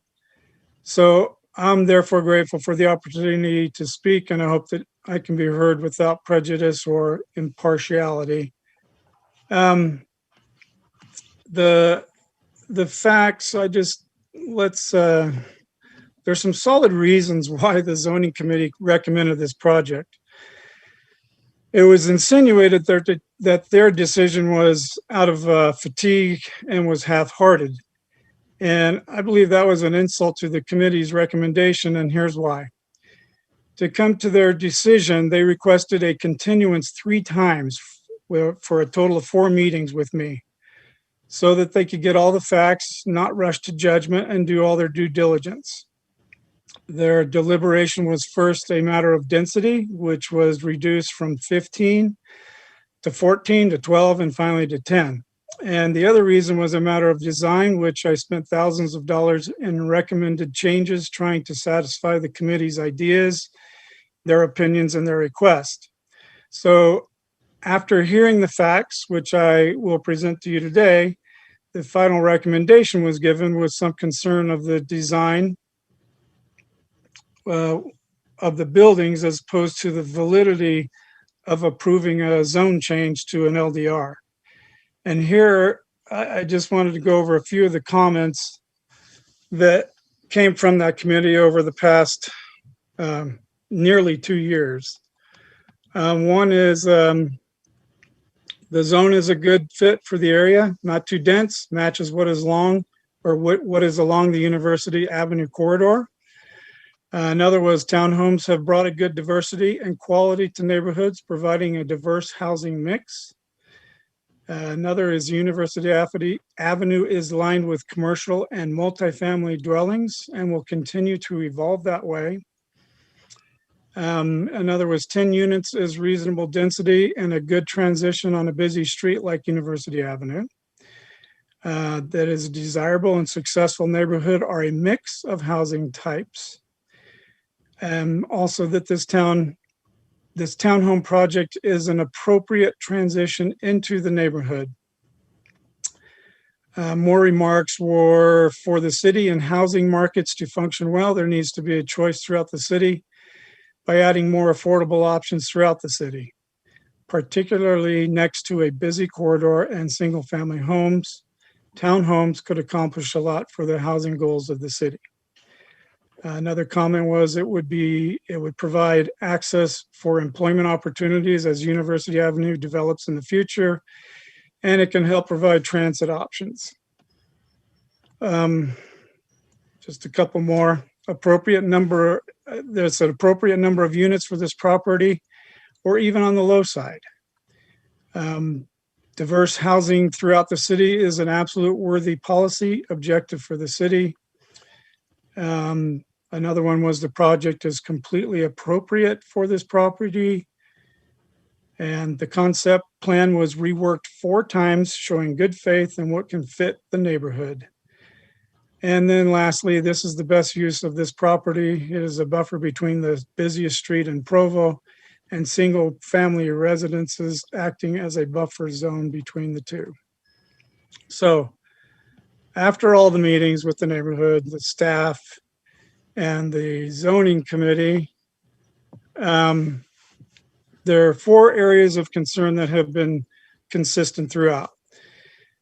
And they are 1, traffic, 2, property value, 3, city and state integration goals, and 4, continuity along the University Avenue corridor. So I'll address each of these 4 issues with some good old facts. The first and loudest complaint from the neighborhood was traffic, and understandably so. There's much fear mongering about the safety of children, noise, parking on the street, and overall just dislike. So I therefore searched for the facts about the neighborhood issues, and I was directed by Provo City staff to what previous city councils have established. So that is what I want to go over real quickly. Sorry. I'm not good at this technology as you guys are. In Appendix A from the Capacity Facility Plan 2014, an appendix to the Provo City Transportation Plan, there's a table that spells out what city streets capacity should be in residential areas. And it's based on the discussion with the city staff and the CAC, which is the Citizens Advisory Committee. And the factors taken into consideration were 1, capacity adjustment factors such as safety, noise, traffic speed and volume, and 2, TIRE, which is an acronym for traffic infusion on residential environment. So on table 2-2, Provo City livable street standards gives the amount of traffic that a street can have and still be comfortably livable for all residents concerned. I look at this table for 3900 North and 100 East, which are the streets that would be affected by this development. And both streets fall under a street classification of local and either type 1 or type 2. Then the tables give a trips per day between 1,800 and 1,400 trips per day. And in speaking with the Provo City traffic engineers, the consensus was that most probable number to use would be 1,600, which is right in between the two.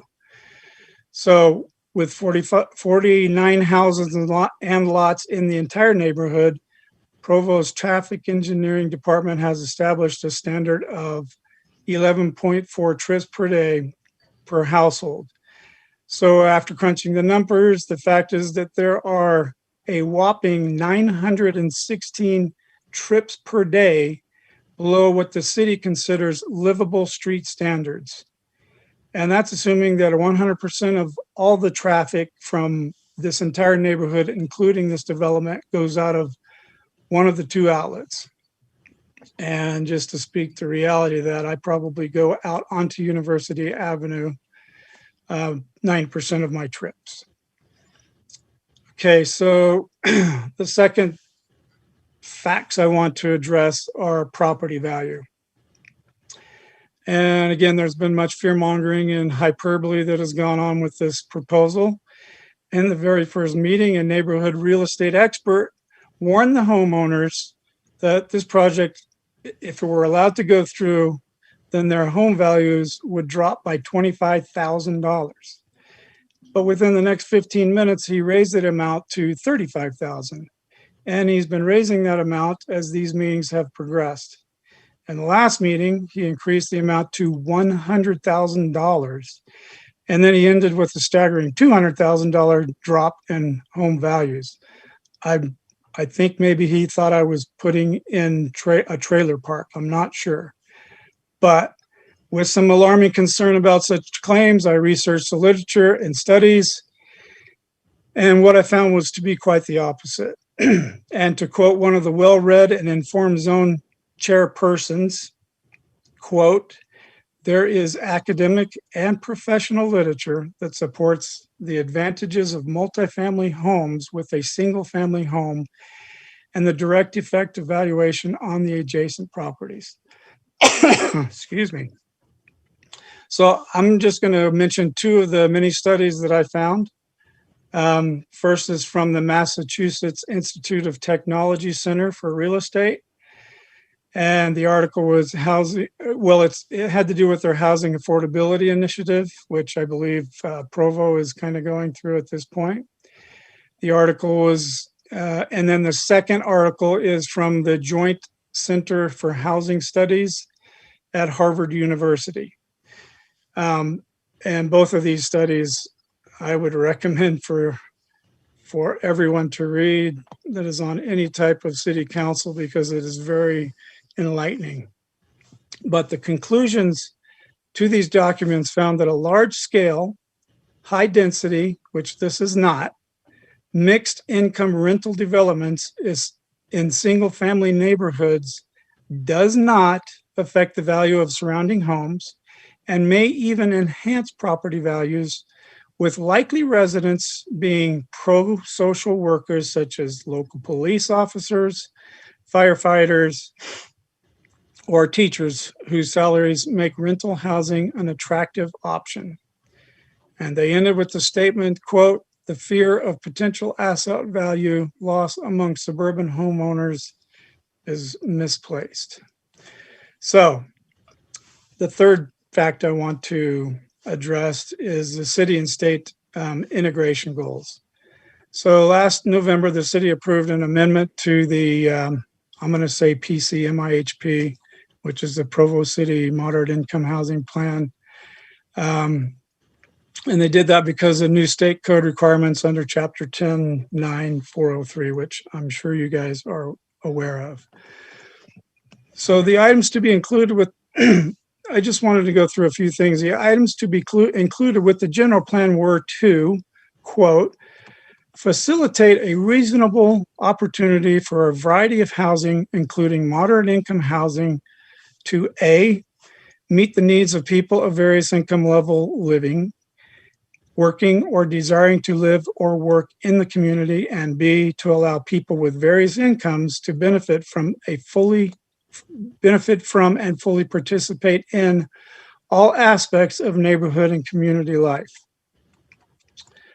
That kind of speaks to the previous presentation with the BYU students.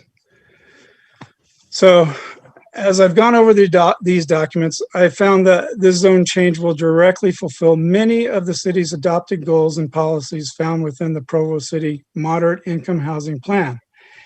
And it actually accomplishes that with 9 of the 23 recommendations. So I'm going to recount what those 9, what my project would hit on 9 of those. Number 1, providing available, accessible, and affordable housing opportunities for all. Number 2, providing housing opportunities in proximity to employment centers. Number 3, providing a fair share distribution of affordable housing in general. Number 4, provides for the appropriate distribution and balance of housing types within neighborhoods, citywide and generally. Number 5, provides for distribution of affordable housing throughout the county. 6, provides a rezone for densities necessary to assure the production of moderate income housing. 7, it encourages higher density of moderate income residential development near major transit investment corridors. And 8, it facilitates the implementation of zoning incentives for low to moderate income units in new developments. And lastly, excuse me. And lastly, number 9, it addresses the housing needs of residents of the municipality who earn less than 80% of the area median income. Mr. LaFontaine, I just want to remind you that we have 5 more minutes for this item. So, okay, I'll wrap it up. So, zone change for this would provide continuity that exists along University Avenue corridor. With few exceptions, the first several hundred feet of University Avenue consist of commercial office buildings, apartments, condos, and townhomes. The development zone change is consistent with the same precedents of construction which exists from the arbors at 5200 North and continues south for the whole of University Avenue. Therefore, the use of this property should follow the precedents which has already been established by what currently exists along University Avenue. Also, in looking at the existing zones along University Avenue corridor, there is a logical border that runs north and south along the east end of this property adjacent to the old Ivy development. The zone change would simply provide a natural, consistent, logical continuation of what already exists along the corridor. The zone changes that have been recently been made have altered the trajectory of the use of this property from a single home residence zone to an LDR. There's a couple more points, but I'm trying to stay within my time. But and this is I'll skip 5 of these, but they're good points. So with these facts in mind of the issues of traffic, property valuation, city and state housing goals, and the continuity of the University Avenue corridor, I'd like to address some neighborhood events following up to this meeting. Every battle that has taken place has been to protect the neighborhood from those kind of people, meaning anyone that can't, heaven forbid, can't afford a townhome or have to rent. They've been willing to sacrifice their neighborliness and civility toward me and my family to achieve their covert goal of what I call NIMBYism. They appear to believe that they don't get something exactly as they want in their privileged little world, then they'll throw their emotion behind the battle. And I have gone through this process with the neighborhood meeting, which is more like torch and pitchfork events, and 4 zone meetings. So the fact of the matter is that I think these people disapprove of me. Doesn't matter the density of this issue, of the project, doesn't seem to be the issue. And I'm also to blame because when I get personal attacks and contempt, then I show my temper. And although I should know by now that when a person loses an argument based on the facts, they are relegated to personal attacks and opinions of incoherent arguments. So The opposition you're hearing from is a small faction of your constituents. And if you would disregard the facts and appeal to their whining and hopes of flexing their muscles of, tipping the scales at the ballot box, then that it seems like that seems what's going on. I've spoken to many of your constituents, and the problem is that the contentious public accord has risen considerably, where many are not willing to be ousted from the neighborhood by the boisterous few. I question the math on the 80% disapproval for several reasons. Number one is that their figures are only taking into consideration a very small part of Provo. And two, that I have observed 4 groups of people in the process. 1, those that oppose; 2, those that approve; 3, those that are neutral; and 4, those that don't want to face off with the neighbors because they have to live amongst them and they don't want to stress or have drama from voicing their true opinion.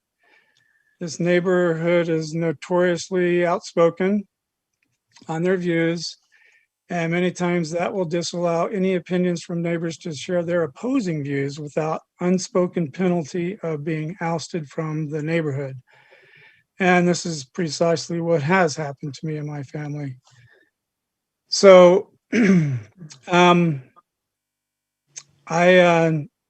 be admirable to see the city council take the lead in accomplishing the defined city and state goals for integration and affordability and diversity in the housing market. Thank you for your time and consideration, allowing me to speak. And I hope, of course, is that I can be put back on the agenda for reconsideration of the zone change. Thank you so much, Mr. LaFontaine. I want to apologize about not being able to speak at the last meeting. We were not aware that you were wishing to speak. I understand there were some technical difficulties that you had experienced. So I just wanted to make sure that you understood that was what had happened on our end, and we apologize for that. I also want to say that independent of this particular decision, I'm sorry that there has been vitriol and experience that you described. I would hope that that would never happen anywhere. Of course, that's maybe a bit of a naive hope, but I do think we are better than that, and I'm sorry to hear that. We are out of time on this item, and there are a number of people who wish to speak, so I'm going to ask that people be brief. But go ahead, Mr. Shipley. Just quickly then, speaking to affordability, average square foot of these townhomes, and what do you expect the starting price to be at? So the average is going to be between 2,500 and 3,000 and 3,200 square feet.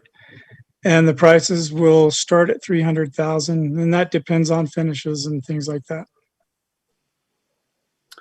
Mr. Sewell? May I defer my comment first to Brian Jones? Oh, sorry. I think I just incidentally muted you, Mr. Sewell, as you were making your request. Go ahead, Mr. Jones, and then I'll come back to you, Mr. Sewell. Thanks, Mr. Sewell. Yeah, I just wanted to lay some framework procedurally, just so the council is aware of where the discussion can think about where the discussion goes from here. So in the last meeting, there was an implied motion on this request. The motion was voted upon and failed. Meaning, in other words, that the council took no action, right? So we've used the word reconsider, and that's appropriate in the common sense of the word, as far as the council considering again something that they've already heard before. But there isn't a need for, in terms of parliamentary procedure, a motion to reconsider. Those are actually only appropriate within the same meeting in any event, and have to be made by someone in the prevailing side. But in this case, there wasn't a motion that passed. There was a motion that didn't pass. So procedurally, if someone on the council, after hearing the discussion today or after the conclusion of the discussion today, would like this item to be revisited at a future council meeting, then the appropriate motion would be simply a motion to put this item on the agenda again. Otherwise, if there is no motion, or if that motion is made and fails, then no action would be taken. Thank you, Mr. Jones. Mr. Sewell. I'd like to thank Dan for his presentation. I did want to respond to one thing he said.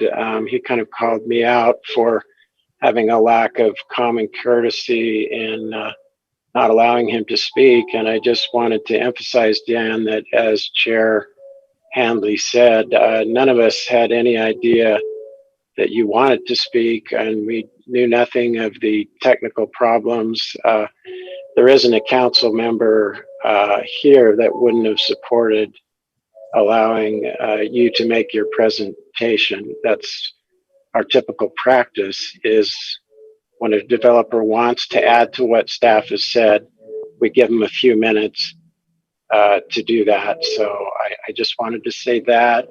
And I'll just make one other comment at this juncture is, in my opinion, your characterization of your neighbors was not very charitable or accurate, in my opinion, from what I've heard from them. They love you, and their concerns are strictly with the compatibility of this project and the neighborhood. Thank you. Thank you, Mr. Sewell. All right, is there any request then to revisit or place this back onto a future agenda?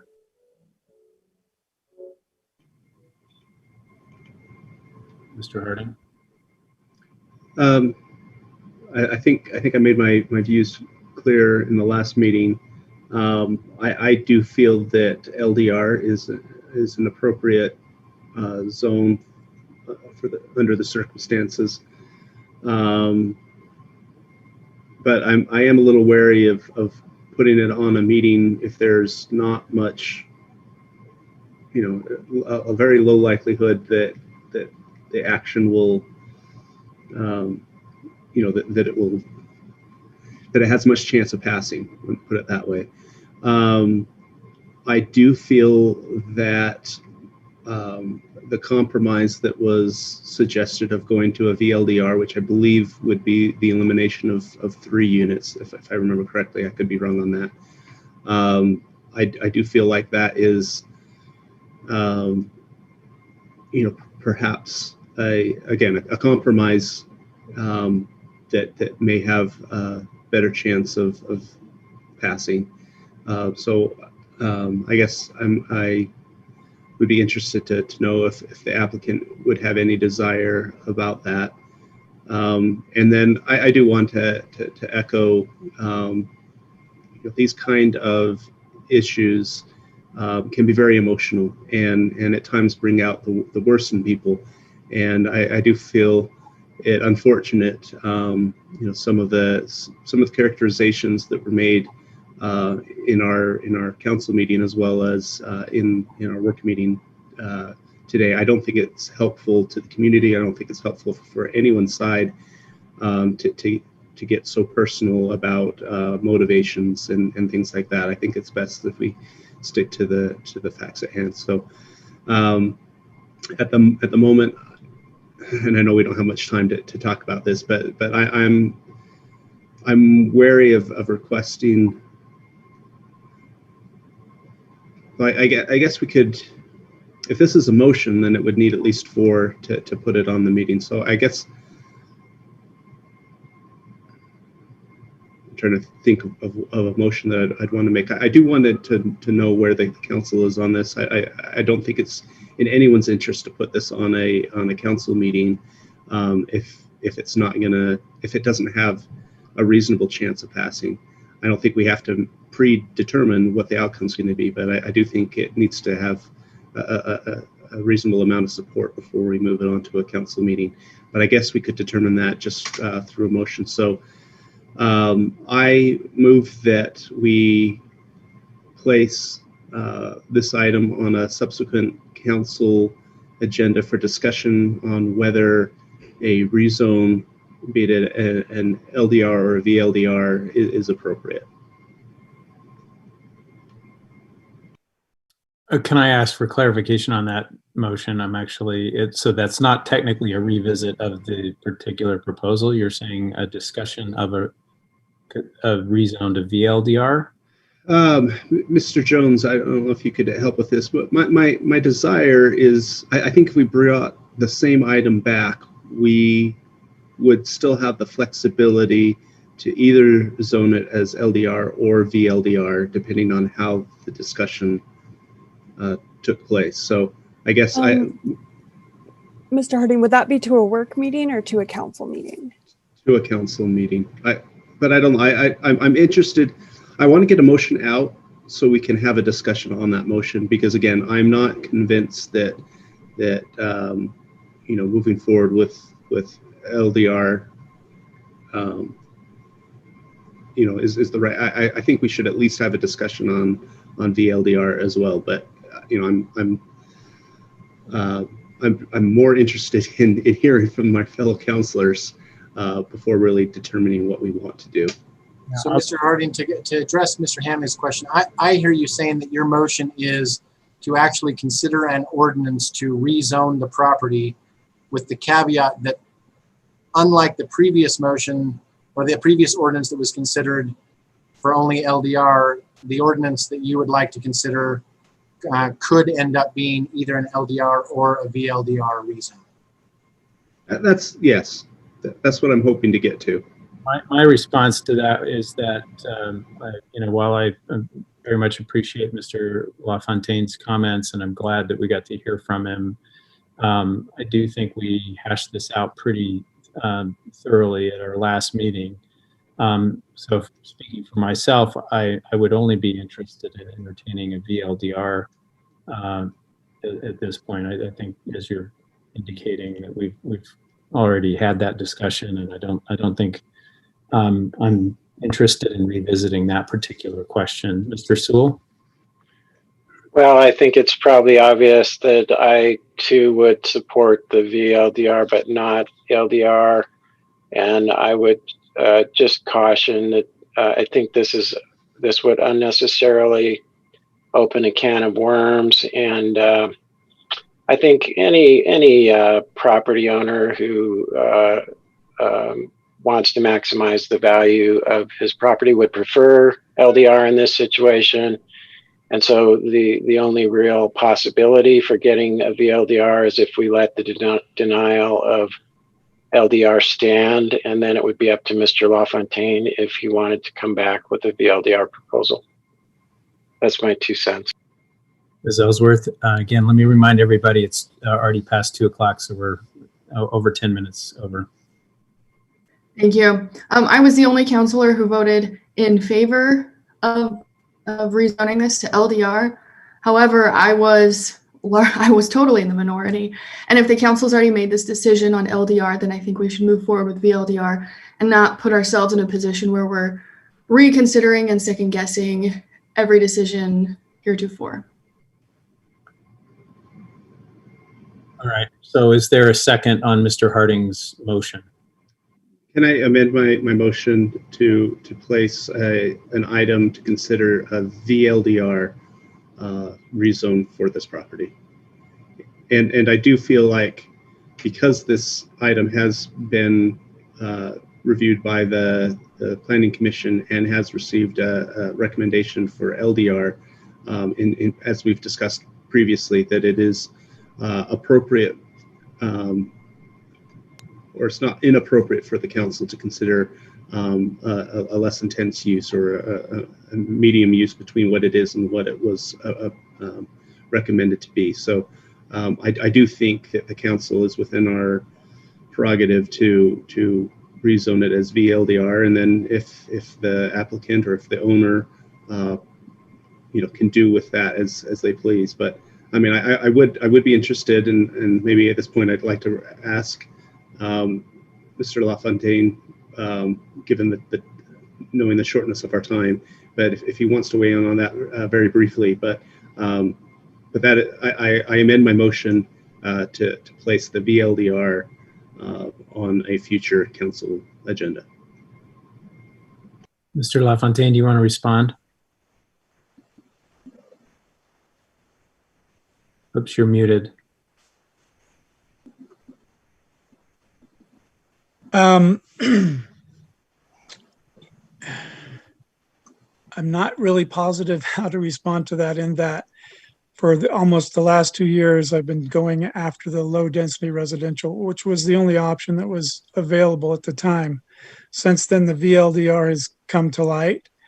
But all my time, efforts, and money, as well as the others, have been spent on the LDR, which really is only a difference of 3 from the VLDR, and 8 from the LDR from the top of the rung. So I feel it's a bit unfair, but you're the council, and I pretty much have to abide by what your directive is.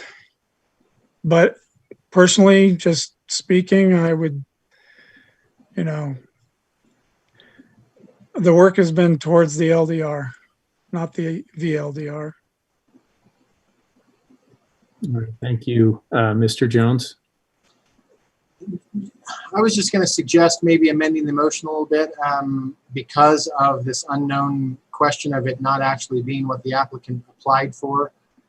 Rather than having a motion to have it be firmly on the council meeting, maybe a motion to authorize the council chair to put within the next 2 months an item on the council meeting agenda to consider an ordinance for a rezone to VLDR at the applicant's request. And then that means that if Mr. LaFontaine within the next 2 months decides that VLDR would be something he'd be interested in pursuing, all he needs to do is indicate that to the council chair, and a VLDR rezone would be scheduled on the agenda. But it would be his responsibility to make that decision and actually request the item, rather than having it automatically appear when he may not even want that.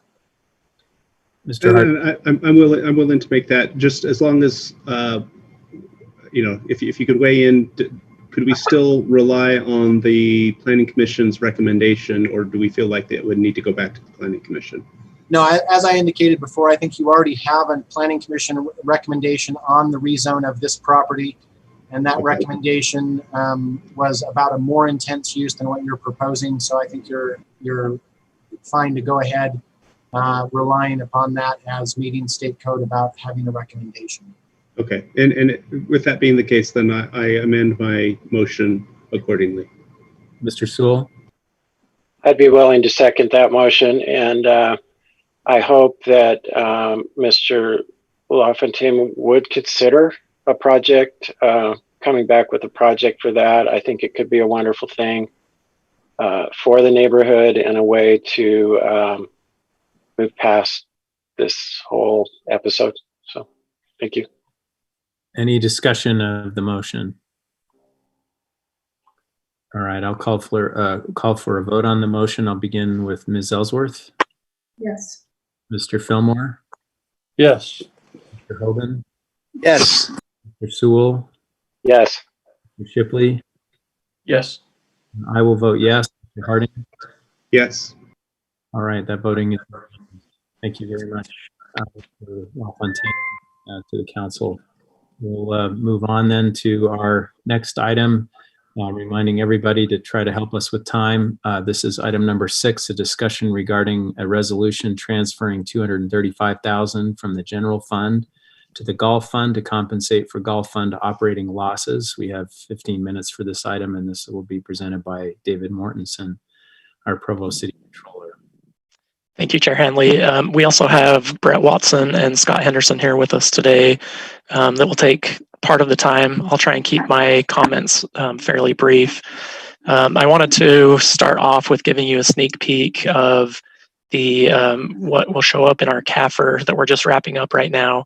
So these are numbers from our fiscal year 2020 CAFR regarding the golf course. So I wanted to show you this so that you could see what our total revenues were, as well as our total expenses. And then if you scroll down to the bottom, John, I wanted to point out here, you can see net position at the beginning of the year for the golf fund was just over $26 million. And our net position at the end of the year has actually gone up by just a little over $2.5 million. And I wanted to point this out because there's a reason that our net position is going up, but we have a deficiency in our unrestricted fund balance. The reason for that is that a majority, or actually all of the increase in this net position for fiscal year 20 was due to investments in capital assets related to the improvements that have been happening at the golf course. So I just wanted you to be aware that the golf fund balance, overall fund balance has increased, but it's the unrestricted fund balance that the auditors have to look at in the audit, and that we have to make a correction for. So John, if you'll scroll down to the next page. This here shows, this is from a statement of net position for the golf course. And this shows you just what I was talking about. Almost $29 million of the golf course fund balance is net investment in capital assets. So that's all restricted for capital assets or has already been spent on capital assets. The amount that's unrestricted currently is a negative $35,000. And that's where we have the issue that we need to move some money from the general fund into the golf fund to be compliant with state code. So just down a little bit further, John, this is from the state audit compliance guide. So this is the steps that auditors are taking and looking at when they're performing our audit. So this states that for any fund that has a deficit, unassigned, or unrestricted fund balance in the following year, there needs to be an appropriation that would correct that deficit and create a fund balance, an unrestricted fund balance of at least 5% of the fund's total actual revenues for that year. So further up above, what I showed you, the revenues, the total revenue for fiscal year 20 was just under $4 million. Now, this is an interesting year because a lot of those revenues are from reimbursements related to the project that was ongoing. And so in a typical year, you wouldn't see this high of a revenue total, but the state guidance still says that we have to look at that revenue total in determining how much our fund balance needs to be at the end of the year. So that's the reason why it may seem like in a typical year, a 5% fund balance for the golf fund would be maybe $50,000 or so, $50,000 to $100,000. But in this year, particularly, it needs to be around $200,000. And that's why this request for transfer is for the amount of $235,000. And now we have, like I mentioned, we have Brett and Scott here with us, and they're going to talk a little bit more about the operations of the golf course, the construction that's been ongoing, as well as some of the challenges. But I just wanted to mention first that as you're aware, a couple of the things that have contributed to the negative unrestricted fund balance, especially in fiscal year 20, is the COVID-19 pandemic that we obviously couldn't anticipate when we were creating the budget and trying to figure out how fiscal year 20 was going to pan out, as well as the construction ongoing and some extended closures of the golf course that happened due to the pandemic and the construction. So those two things combined contributed to some of the shortfalls. And this $235,000 transfer would get us into a healthy spot that I think we would be able to maintain from here on out. And with that, I'll turn whatever time we have left over to Scott and Brett. Thank you, David.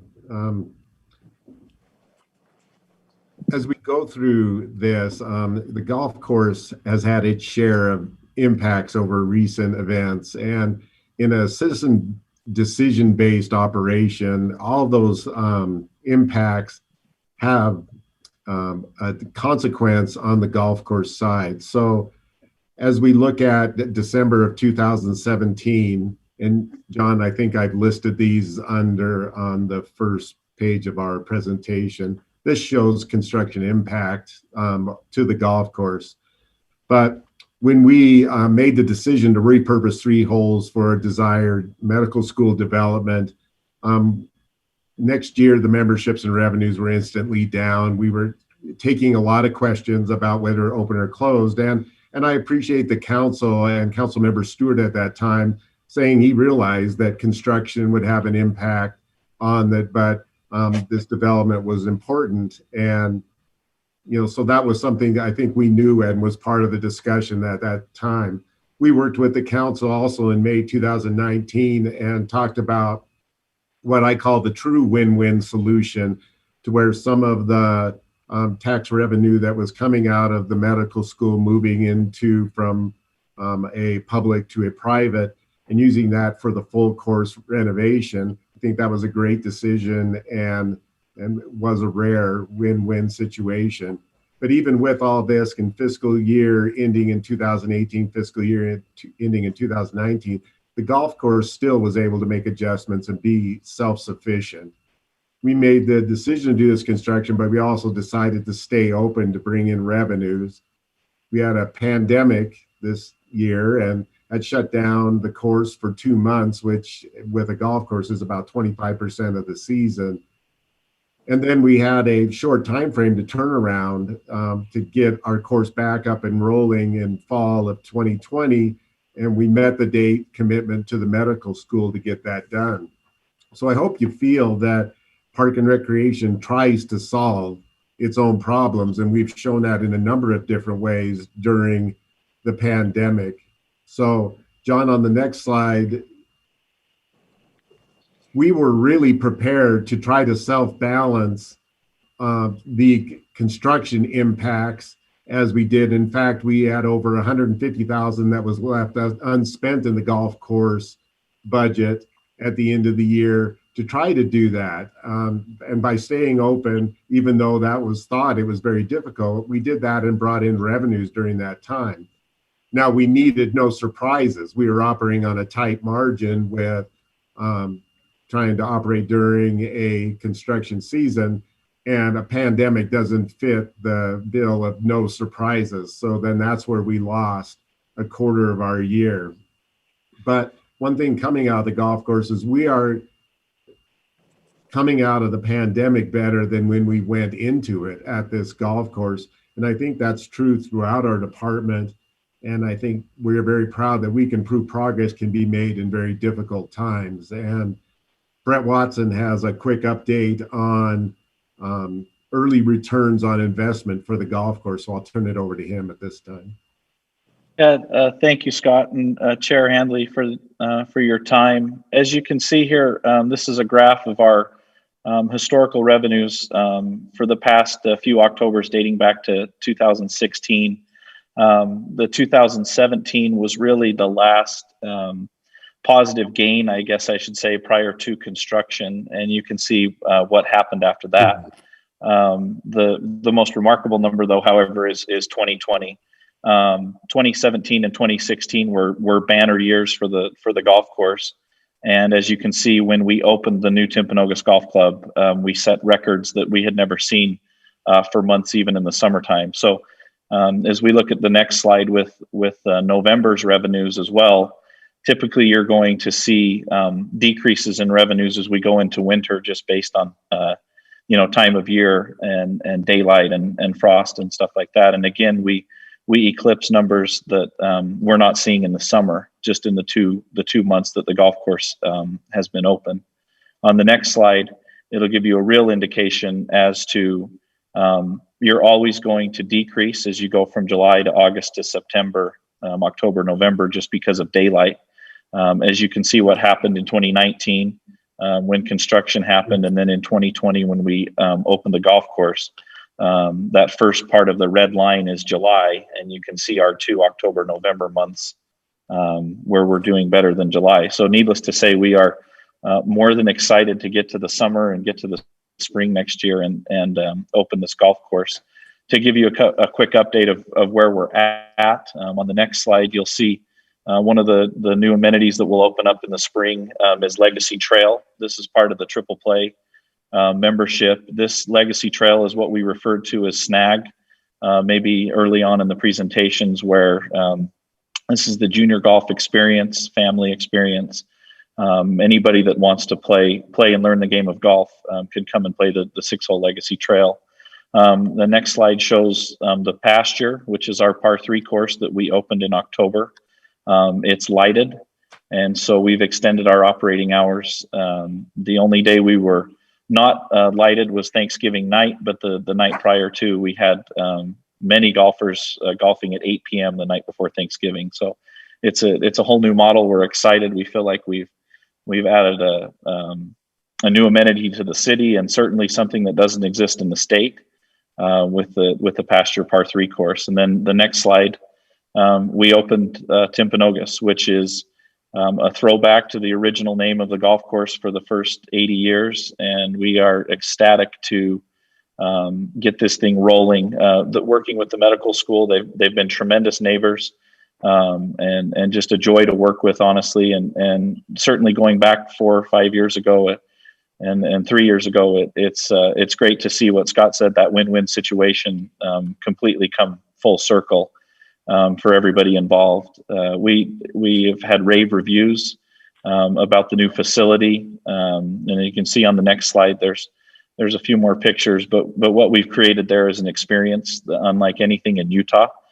Certainly something that East Bay didn't provide. Even though it was the most used golf course in Utah County, we felt like there was a higher level, and we feel like we'll reach that higher level here in the next few months, in the next few years, and continue to provide that amenity to the city of Provo. And so we are incredibly excited. Reviews have come in at 5-star, and haven't seen a better course, and certainly our revenues in October and November are showing that.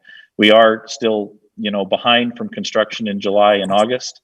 I want to say that with what we're doing and what we're seeing, I hope that we can make up that difference in the spring, but we're certainly excited to keep going. And I just want to take a second to thank certainly some of the council members that were there a few years ago with us, and the new council members for your continued support.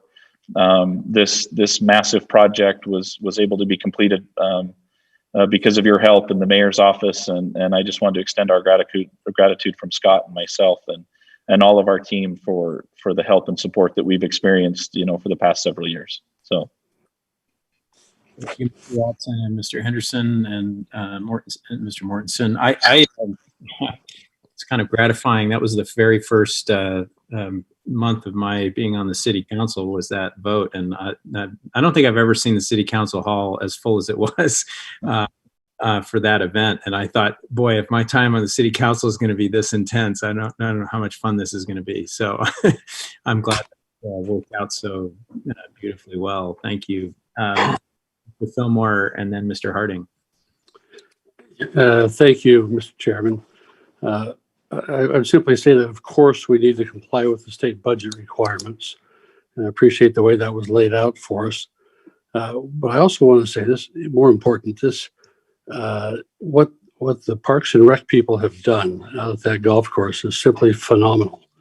To keep things going there during the pandemic, to accommodate the medical school the way they have, the new course is simply going to be spectacular. They've been very creative. They've taken initiative on several really unique features that will make this a most unique municipal course, possibly different than any other course in the country. And I'm going to predict that they're going to receive a lot of recognition nationally and some awards for it. It's just a course we could all be very proud of. And so I urge the council to approve this transfer of funds. Let me remind everybody, this is actually going to come back in 2 weeks. So this is just for information and discussion. Mr. Harding. Yeah, let me say, I think golf is well situated for social distancing and during a pandemic, which calls for such, when other activities could be curtailed. I think this is a good one. The one question I have is, in years past, I know this has obviously been a very different year, but in years past, the Parks and Rec, I believe, department has returned upwards of $500,000 to the general fund. And so I was just curious, did that happen this year? Was any was that transfer made at any amount? And could something like that be used to replenish this fund? I can answer the first part of that for sure. I don't show that there was any transfer made from the golf fund to the general fund in fiscal year 20. In fact, there was a small transfer the opposite direction from the general fund to the golf fund of just over $56,000. But I think that's definitely an option in the future. We talked briefly about that this morning, whether that's something that would be possible. And as the golf fund recovers and maintains this healthy fund balance, it would be up to the council and whether they want that fund balance to be continually used in the golf fund to maintain their equipment and what they have going. But if they had a healthy enough fund balance, there's always that possibility that you could transfer some back. And the major transfer of the 500,000 came from, the most successful rec center in the United States before the pandemic. And sadly, the pandemic has had its effect on all of our facilities. So in this past year, the rec center covered its operational costs, but it did not put away 400,000 for future capital needs, nor transfer 500,000 to the general fund. Now we're starting our comeback, and let's hope that post-pandemic we get back to the operational levels that we have experienced in the past. And I think this triple play could be the secret sauce in all those things, and that's our goals. But sadly, our department across the board has been impacted by the openings and closings, and some programs can happen, some programs can't happen. So those adjustments have been definitely a challenge and a struggle for us during this time. So reaching those past elevated numbers, especially during this pandemic, has been very difficult. Thank you. That answer was very helpful. All right. Is there any other discussion of this? We're again a little tight on time. Mr. Shipley? Yeah, just real quick. So my understanding is that most of this is based on the state policy that is making sure that we have a certain amount of fund balance based on our revenues. So my question is to that, is this earmarked for ongoing expense, or can it be set aside as something we just had to fulfill a requirement for and not just enhance or expand the budget for operations at the golf course? Yeah, what we're doing really is just to fulfill the requirements of the state's code, something that the auditors pointed out. That money would just be part of the fund balance, the unrestricted fund balance of the golf fund, and could be used for whatever purposes the council deemed necessary or appropriate. And it is a very rare circumstance whether any budget, especially a self-sufficient budget, would budget fund balance into its operating. We do that based on the same current revenues that come in during that same fiscal year.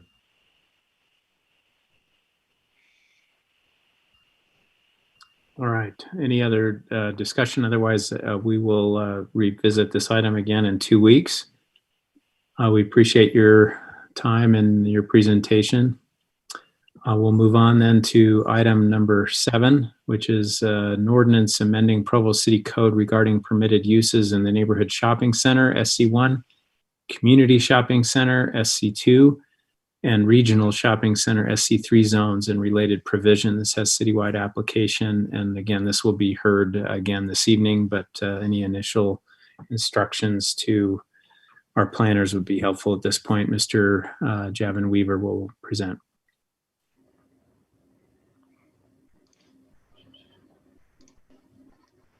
Thank you. You can see my screen? Yes. Thank you. So this is an item that we've heard before. I'm going to go over a few things that were some questions we had previously. Just to remind you that, so staff went through each permitted land use within the SC zones and looked at them to see whether they should remain as conditional or not. If they are to remain conditional, then those conditions were either already codified or we drafted some new conditions. If we did add new land uses, I want to go through those so you can understand what land uses were added to these zones. So 5300 is general merchandise. Let me clarify. Our zoning code illustrates has our permitted uses by the standard land use code, which has a 4-digit number, which is that 5300. That includes department stores, mail and phone order, houses, etc. You can see on the screen. The SC1 currently permits as a conditional use to allow department stores and variety stores. SC2 currently allows department stores, mail and phone order, variety stores, and other retail trade.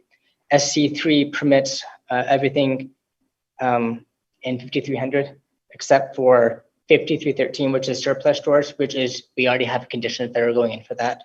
So the proposed changes would be to add 5310, which is department stores and variety stores, into the SC1 as a permitted use versus being conditional, and the SC1, 2, and 3 zones would remain the same.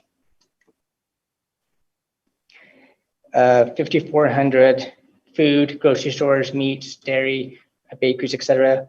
SC1 currently allows groceries, bakeries. As a conditional use, it allows candies and nut, dairy products, bakeries, miscellaneous trade. SC2 and 3 both allow permitted as 5400. So the changes would be to allow 5400 as a permitted use in all SC zones, which would only be changing SC1. So to clarify, today in the SC1 zone, we can't have nut shops or bakeries or dairy products, except as a conditional use permit? So if a store wanted to go in solely as a dairy, let me backtrack, Shannon. Conditionally, if they can have a candy and nut and dairy products, but they're not permitted, they'd have to do a conditional use permit. So this is just to allow them to go in as a permitted use. Yeah, thank you. Yep. 5900 miscellaneous retail trade includes the following, as you can see on screen. SC1 allows drug and proprietary stores, books, stationery, art supplies, and as a conditional use, sporting goods. SC2 allows drugstores, books, stationery, art supplies, sporting goods, jewelry, and fuel life centers. And SC3 allows pretty much all of them as well. So the only changes that would be coming into it would be, we would say 5900 would be allowed in all zones, except for 5920, which is liquor and packaging, and 5980, which is fuel and ice. So we're just lumping the categories together. 7100 allows for cultural activities and nature exhibits, which includes arts, library, museums, etc. The only changes would be to the SC3 zone. SC1, 1, and 2 do not allow for these as a permitted or conditional. They're not allowed, but libraries and museums are allowed in SC3. So by allowing 7100, would allow for more uses within our regional shopping center zones. I'll clarify. And I'll just go through this really quickly as review. We created standards, a new section, revised section for conditional uses. Most of these uses already have code that's codified. The ones that are codified, you can see as on screen, we just shifted them from where they were in 1434 260, and they're going to all go into a section of 250 standards for conditional uses. The new code will be for surplus stores, fraternal associations and lodges, restaurants with drive-through service. All of these 10 conditions are conditions that you would find within the SC zones. And I'm happy to go through these conditions. However, we went through this last time and I know we're trying to speed things up. And then the remaining zones, all of these zones have one of those 10 conditions listed in it, and the language would be under conditions would list to check the standards within section 1434 250. So that would be reflective within all of these zones. And the last item is The area of the zone, the only one that we're going to change, proposing to change, is within the SC1 zone. There was a little bit of a discrepancy. Lot area said it can be 1 acre, but maximum of 5 acres. But an area of zone, it said it could go up to 10, so that was inconsistency. So we are proposing to change this down to 5 acres. If a shopping center area wishes to be larger than 5 acres, then the better suited zone would be SC2 because of the intensity of uses of the scale of size. Are there any questions for staff? Thank you, Mr. Weaver. Any questions?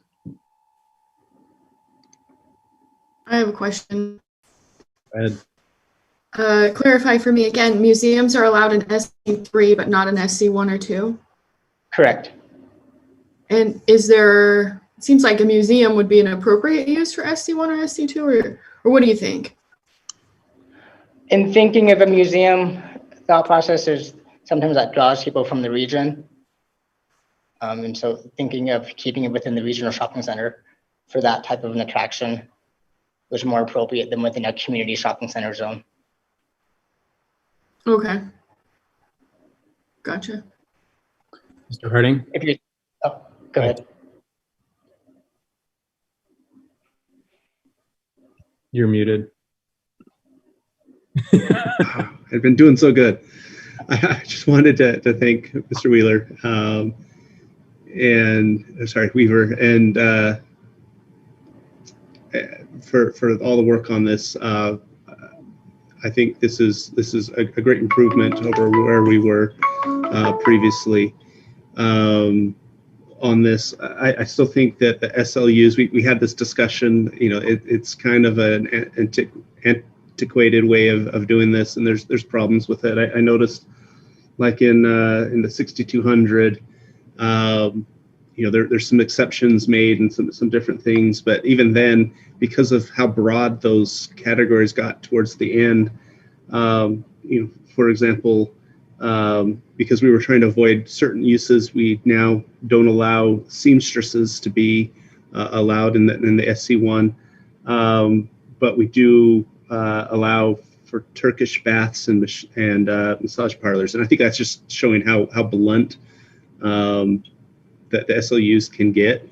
And we talked about this, so hopefully, you know, at some point, you know, we might have some even broader ranging proposals to better update our code. But in the meantime, I think this is a great step forward. All right. Well, we are out of time. So we're going to take a 10-minute break now. Let's reconvene at 2:45, and we'll pick up with the next item, which will be Mr. Weaver as well. 8 and 9, I think we'll do together. So we'll see you in 10 minutes at 2:45.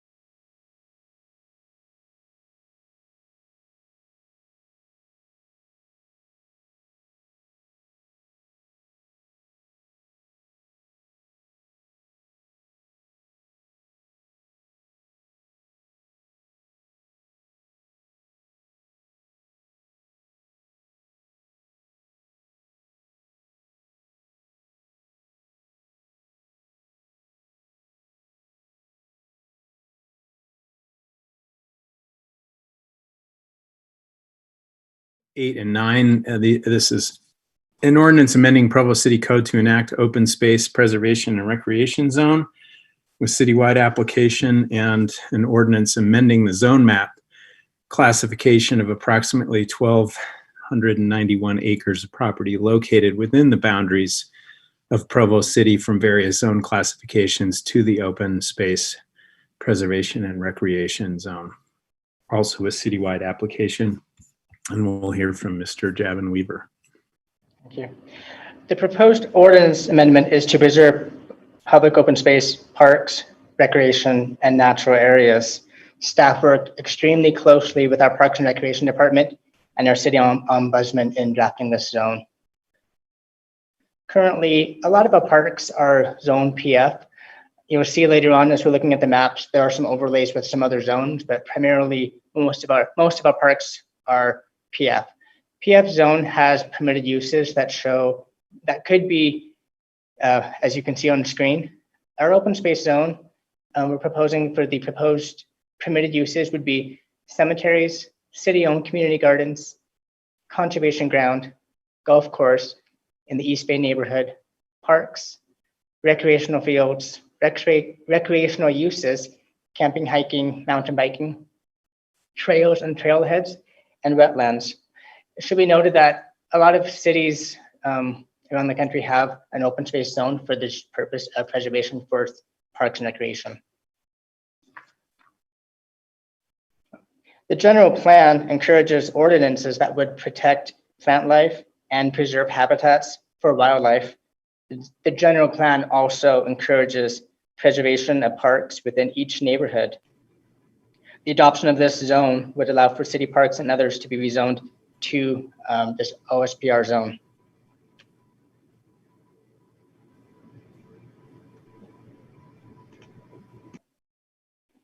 This is the ordinance text of the zone.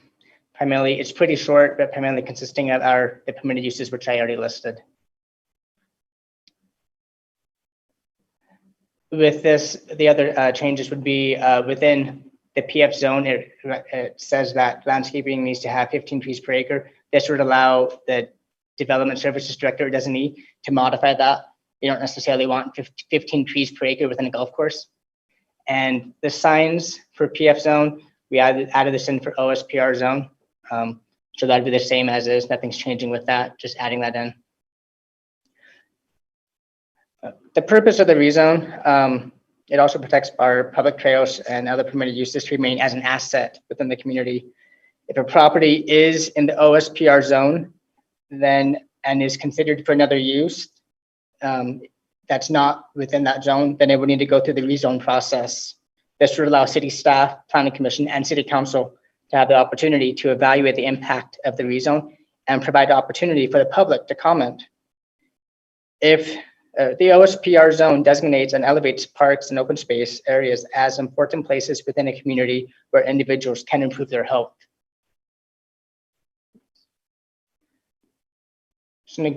Just some facts for you. We have 104 parcels to be rezoned. 68 of those parcels are parks, 8 trailheads, 9 cemetery, 9 greenway, 6 nature preserve, 3 recreational range, 3 golf course. All but 1 parcel are owned by Provo City. The other parcel is owned by the U.S. government. Notice has been given to them of this, and I have not heard back from them, but they've had ample time to respond. All of these properties are proposed to be rezoned would be conforming to the OSPR zone. I'm going to go through the list, go through each property so you can see where they all are. Archery range, mouth of the canyon, shooting range, and before the list of properties was given to me from our Parks and Recreation Department, and these are parcels that they would like to have rezoned. Indian Road Trailhead, mouth of Provo Canyon, North University Avenue Greenway, Foothills Drive Greenway, North University Avenue Greenway, 2230 North Trailhead, Cottonwood Greenway, Granbury Moon River Greenway, Lakeshore Trailhead, the Rivers Natural Area, Rock Canyon Park, Rock Canyon Trailhead, and mining claims. This parcel right here extends farther out, but this area is not within the city. but this is the parcel that the US government owns right here. East Bay Golf Course and Natural Area, Bicentennial Park, Canyon Road Park, Carterville Park, Exchange Park, Footprinters Park, Fort Utah Park, Franklin Park, Geneva Road Trailhead, Harmon Park, Joaquin Park, Kiwanis Park, Lakeview Park, Lions and Mazer Park, Memorial Park, North Park. This cutout right here is where the swimming pool is at the recreation center. North University Avenue Greenway, Paul Ream Wilderness Park, Pioneer Park, City Cemetery, Provost Park, the new Regional Sports Park and Riverside Park, Riverview Park, Rotary Park, Saratoga and Sherwood Hills Parks, Slate Canyon, Spring Creek, Stutz and Sunset Parks. Are there any questions for staff? Thank you. Any questions? I have a question. Go ahead. I'm curious why we're doing this now. What was the impetus, or should we have done this earlier? Staff saw the need for the creation of an open space zone, just with looking at other cities as well. Some of our future land use, some of our neighborhood plans show open space as a zone for things, but we didn't have that zone enacted. And so saw a need to have that zone there to fulfill that role. Gotcha. And everything that we're rezoning, that we're potentially rezoning under this new zone is public property? Yes. Gotcha. Thanks.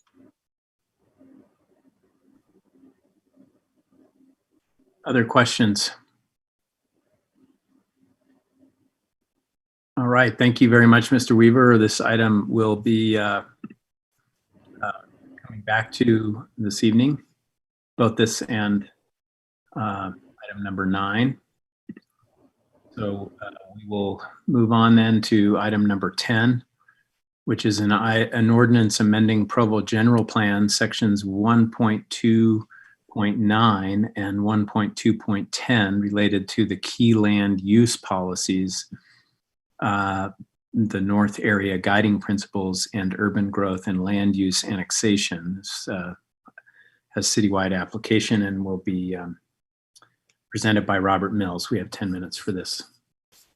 Okay, thank you, council members. So my item actually relates quite well to what you were just presented with, and specifically talking about our annexation policy plan and how we can incorporate the open space, recreation and preservation zone into our annexation policy to create a better way of communicating to any future annexations what the desire of the city would be.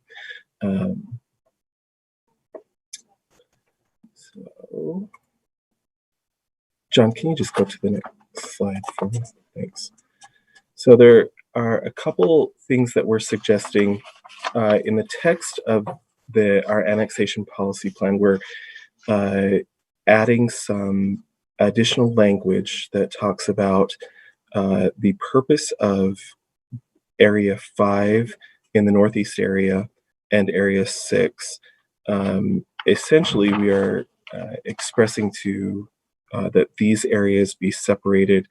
That Area 5 would be areas of the annexation policy plan that would be privately held, and those would be expanded, as you can kind of see in this map, from where they're currently at in Area 6. Area 6 would then be amended to be completely just publicly held lands.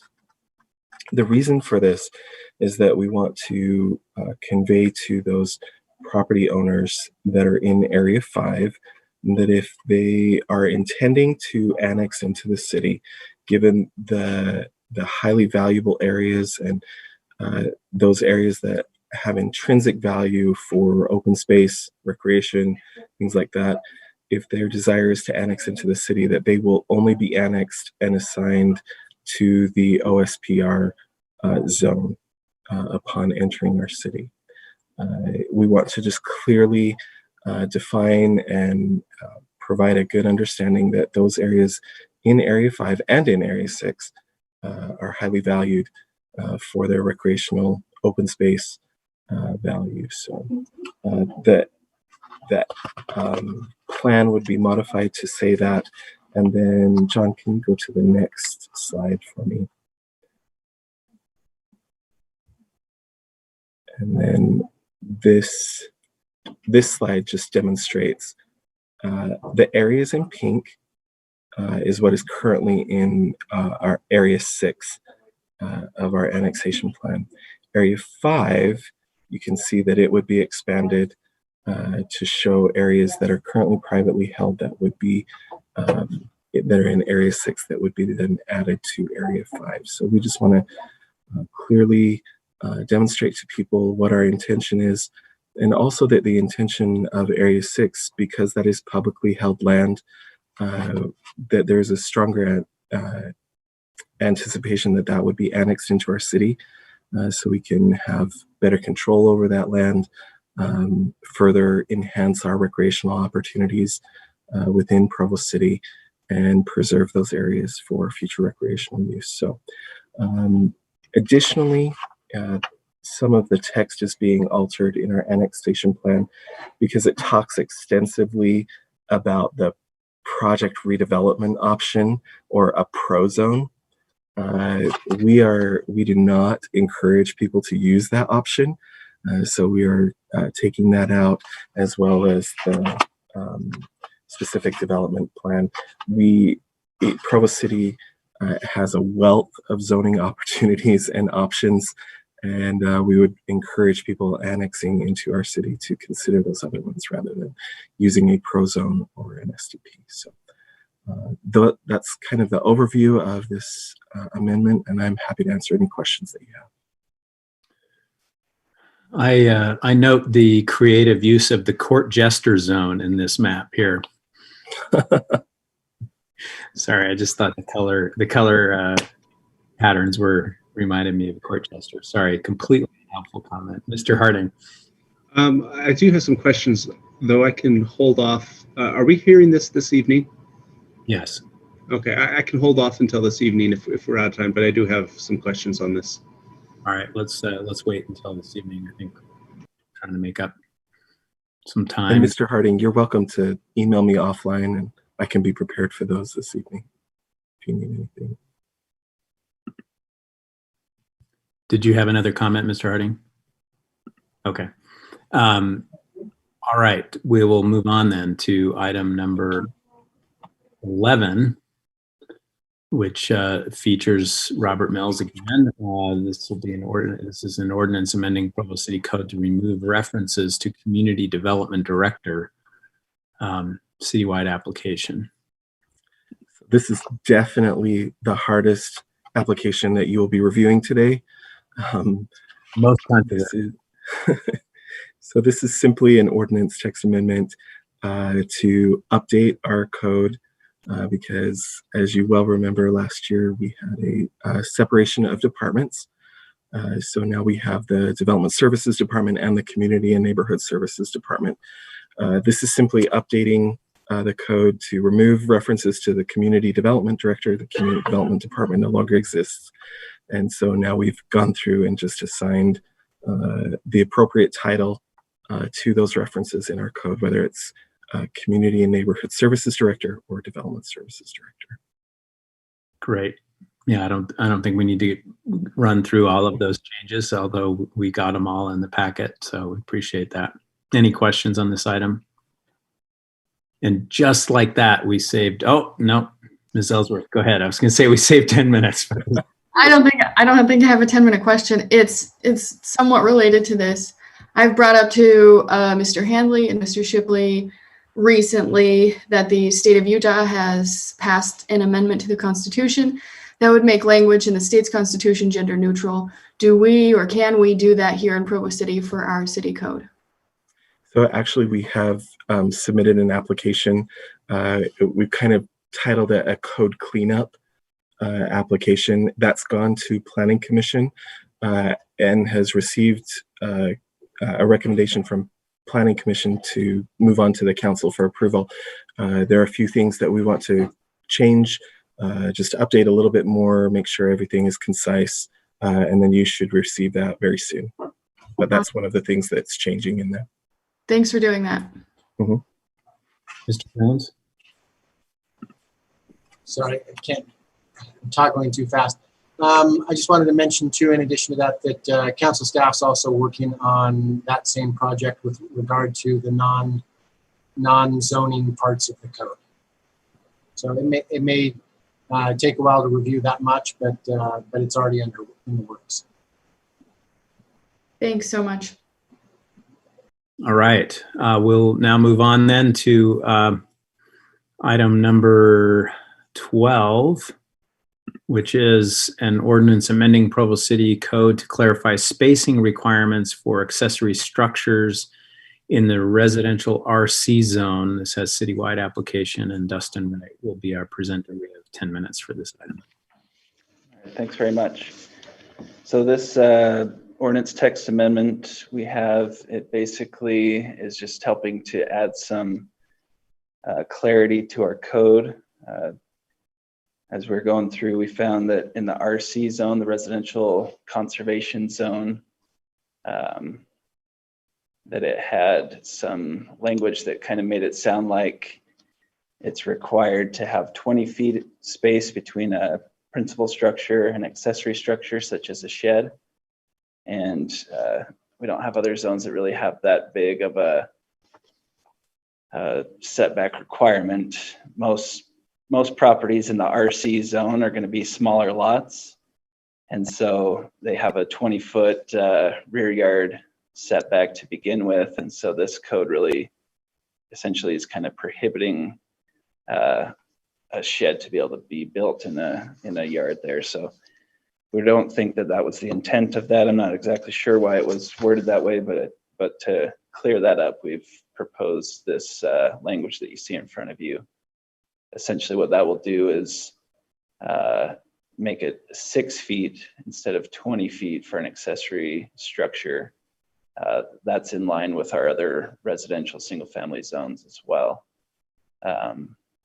So that's why we went with the 6 feet. And really that's what we're looking at with this one. If there's specific questions or any more information you'd like, I'd be happy to expand on that. Thank you, Mr. Wright. Any questions? Mr. Harding? Yeah, just a quick question on this. Do we allow accessory buildings, particularly accessory dwelling units, on areas of a property that we would not allow a main building? Does that make sense? Like, do they have smaller setbacks than the main building? Accessory structures have different setbacks than the principal structure, but you can't have an accessory structure without a principal structure there. If that was part of your question, I wasn't sure. But so essentially, you'd have to have a house before you could have an accessory dwelling or a shed or a garage or something like that. You'd have to have the principal structure in place. With that in place, then you could have an accessory structure that then meets different setback requirements. Yeah, that is a little concerning to me that we might allow an accessory dwelling unit, say closer to properties or places on the property that we wouldn't allow the main building.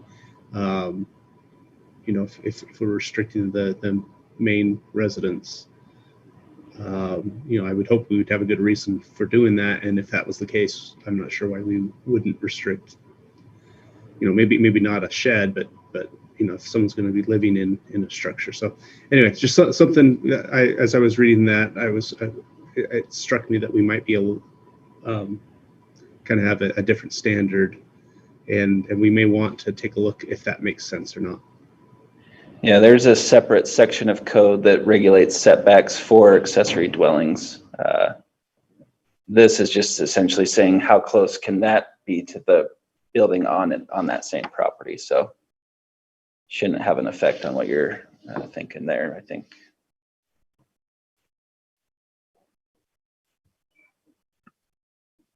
All right, other questions?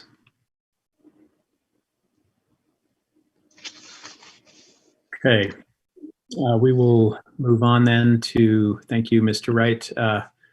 We'll move on to item number 13, an ordinance amending the zone map classification of approximately 0.34 acres of real property generally located at 590 West, 300 South from residential conservation RC to very low density residential VLDR in the Franklin neighborhood. And Mr. Wright will present again.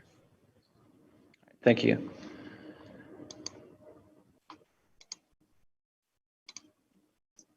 Okay, so this property the applicant owns currently has a single family home on it, and attached to that there's a large shop that's been attached onto it for several years. What they're looking at doing with this rezone request would be to split this lot into two and remove that attached shop from the single family home, and then be able to build a new home on this new lot adjacent to it. The VLDR zone would allow for a duplex to be built on that new lot, and I think that's the intent that they're looking at there. Staff has reviewed the rezone request as well as the subdividing of the property. If it's rezoned, then the subdivision they're proposing would work and meet the minimum lot standards for that zone. The Planning Commission reviewed this and forwarded a positive recommendation for the rezone and approved the concept. Well, I guess it's part of a subdivision. So that's what we're looking at on this one. There's specific questions. I can answer those at this time. Any questions? This one will also be coming back again tonight. All right, thank you, Mr. Wright. We are certainly ahead of time. And we'll now turn to, let's see, which item I'm sorry, I joggled my item 14. My schedule. Okay, there we go. Sorry. Yeah, thank you. Item number 14, an ordinance amending the zone map classification of approximately 4.6 acres of real property generally located at 34 South, 2530 West from agricultural A1 to residential R18 in the Provo Bay Neighborhood.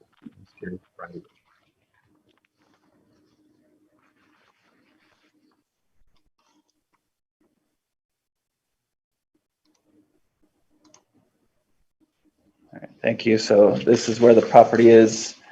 To orient, here's Center Street and 2530 West here. So this property, the applicant would like to subdivide that to allow for 15 residential single-family homes to be built. The rezone would be, I'll show you the zoning around it. So the general plan calls for residential in this area. The Southwest future land use map also calls for residential in this location. The current zoning, like was mentioned, is that it's an agricultural zone right now, and it's adjacent to residential on two sides of it, and then agricultural across the street next to it here. And so they're requesting to match with the R18 residential zone. Staff has reviewed the request. Since it complies with the general plan and the Southwest area plan, felt like this residential use makes sense in this location. The proposed subdivision plat has been reviewed and also approved by the Planning Commission. And their recommendation was a positive recommendation to amend the zoning map for this location.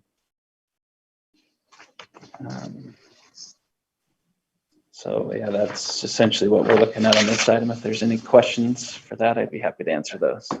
Mr. Shipley? Yeah, I just wonder if we could kind of revisit the idea of sewer capacity on the west side. And I know we've talked about, like Ivory, for example, has already, received approval to do a lot more housing, and they're kind of doing it in phases because of capacity issues. Or I know this is a smaller project, but how do we prioritize capacity, with these zoning changes for these developers, especially on these smaller projects? Yes. So there was an ordinance passed, I believe, last year that kind of addressed that and made sure that development that was larger happened in phases. And so they were, I can't recall the number off the top of my head. I think it's around 40 units that can be developed at a time. And so this one would be for 15 units. And so Public Works didn't have an issue with the sewer capacity for this site.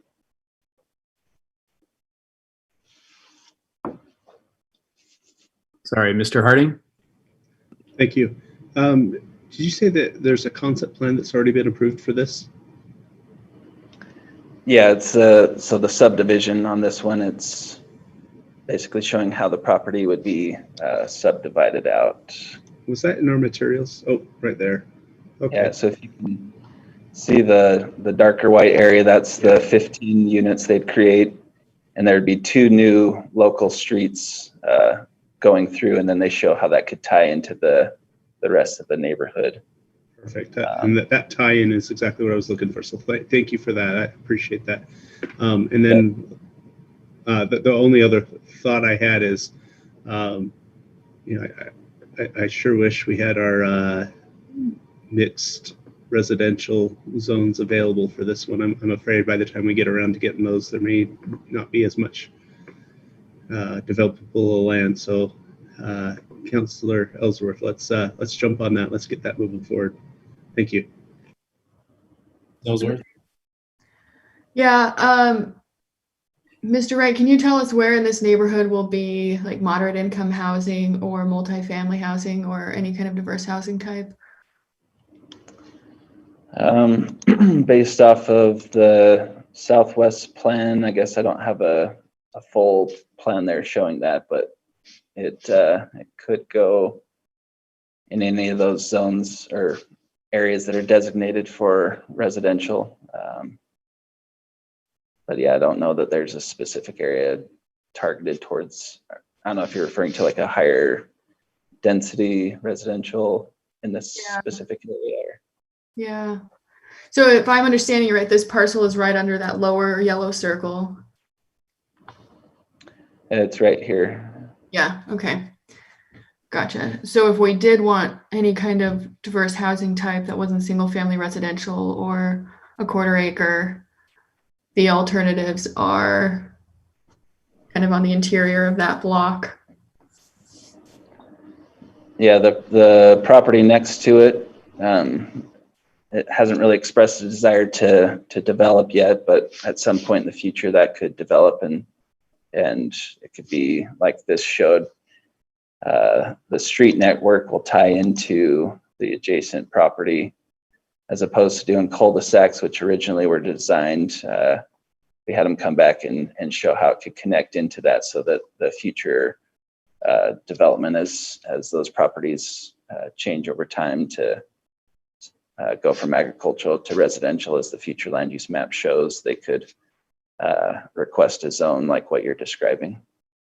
In these other parcels on the other side of, I think it's 2170 West, where there's some open space, if those developed in the future, are we maybe this is a more of a council question. Are we prepared to support diverse housing types in that area in order to provide different accommodations for citizens who want to grow or age in this area?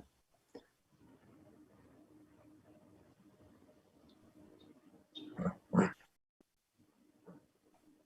think one of the things that I feel like Ms. Ellsworth is putting her finger on is that there's it's very helpful, whether it's an area like we were looking at, we've looked at a couple of cases in the Northeast, for example, where we didn't have a clear sense of all the different housing types in that area, and especially with the West, since it's so open to pretty dramatic change over the next several years.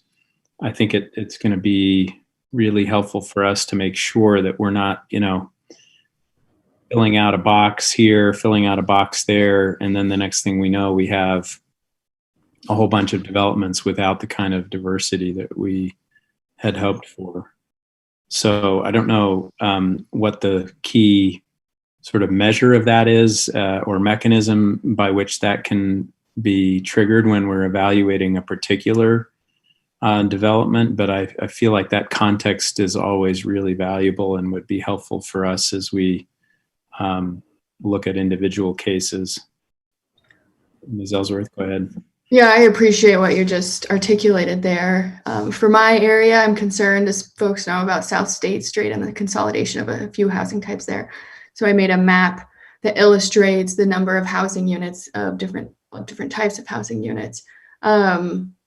If staff could do that for us more often, create maps that illustrate with data how many housing types of one kind are going into a specific area, especially like in a project like this, or in the Northeast or in the South, that would give us, I think, a more global picture of the trends that are occurring in different parts of town.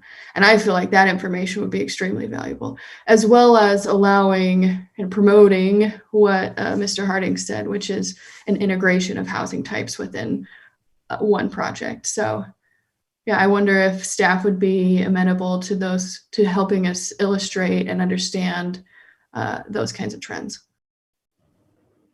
Yeah, I think that's something that type of information definitely helps guide policy decisions as these, the future is being considered for these areas. It's good to have that kind of data to see, what can work there, what should go there, and then as things develop, start analyzing, what has gone in. That's helpful information to have.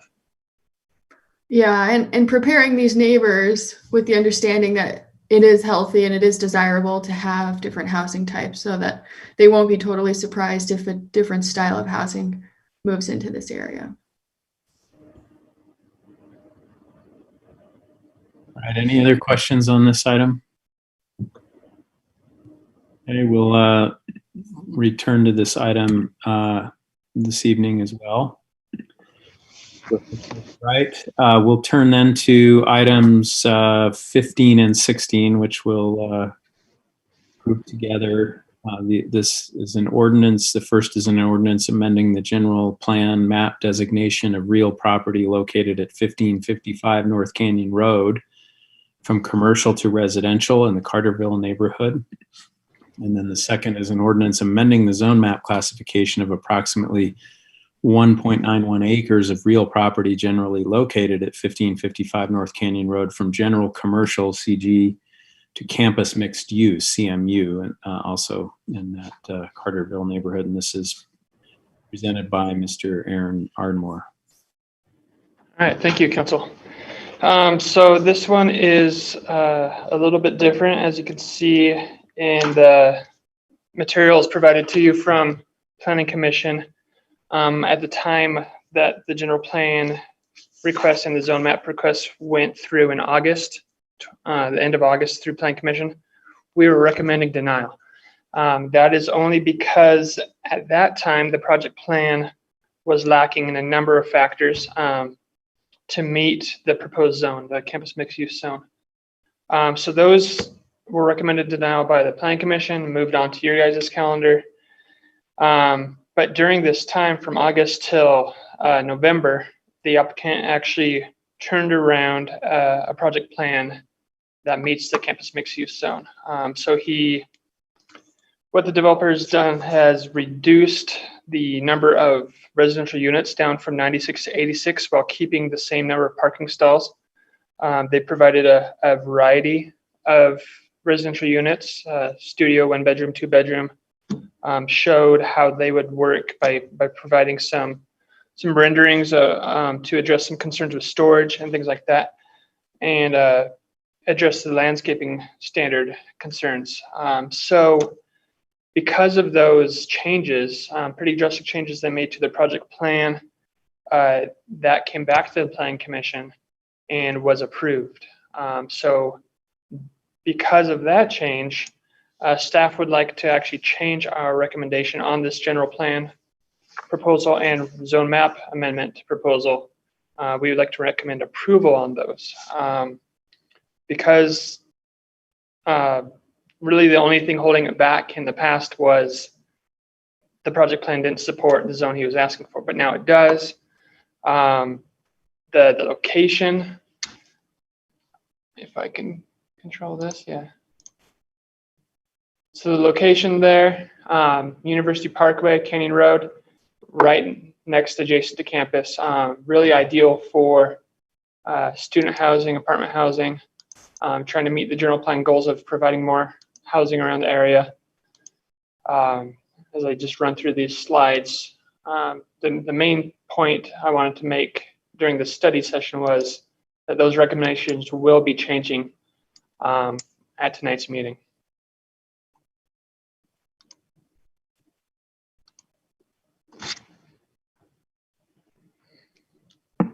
All right, any questions for Mr. Ardmore? Ms. Ellsworth? Yeah, this is a really interesting project. On some level, I appreciate the innovation and utilization of the existing structure, but I can't remember. Is this for married student housing?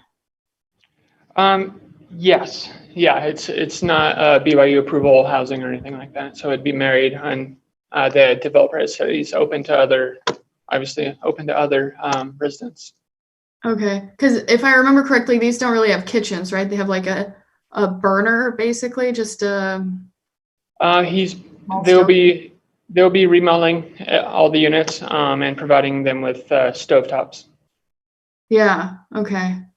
It just doesn't seem like a truly livable space to me, right? It is a glorified hotel room. It doesn't seem like a very livable space to me. Has the developer had alternative ideas on how to use this? Yeah, I mean, I think a standard studio and 1 bedrooms that he's provided by tearing down the walls between the units can be a livable situation for a variety of demographics, for single students, married students, single or married people. I believe he's supported that by providing us materials that states his case. Okay, so the staff feels comfortable that this is truly a livable space, that this is quality housing. Okay. Yeah, I think it's a great reuse of a building that has provided quite a few problems to the city in the past couple of years. Okay. Yeah, I just hope that it's yeah, I dislike it when developers say, oh, it'll be better than what it was. But that doesn't necessarily mean it's the highest and best use. So I'll rely on your recommendation here. Thank you. Mr. Harding? Thank you. I was just looking at these images. Some of what Councilor was saying, it was alarming, and maybe I misunderstood. But looking at these pictures, I see a fairly large, maybe full-size refrigerator, a sink, as well as that range top. So, one thing I am not seeing is perhaps an oven in a regular kitchen, but otherwise it does look again, these pictures aren't showing a microwave, but I imagine that's something that could go in. So that, yeah, at first I was thinking that this was, only a burner and nothing else. But yeah, seeing the sink, the refrigerator, and at least space for a microwave, I mean, that seems to me a little more functional. Do we have any sense from either our own analysis of student housing types or from conversations with BYU and its growing student population, whether or not we would need more married student housing versus single student housing? I mean, I feel like we have approved some married student housing more recently.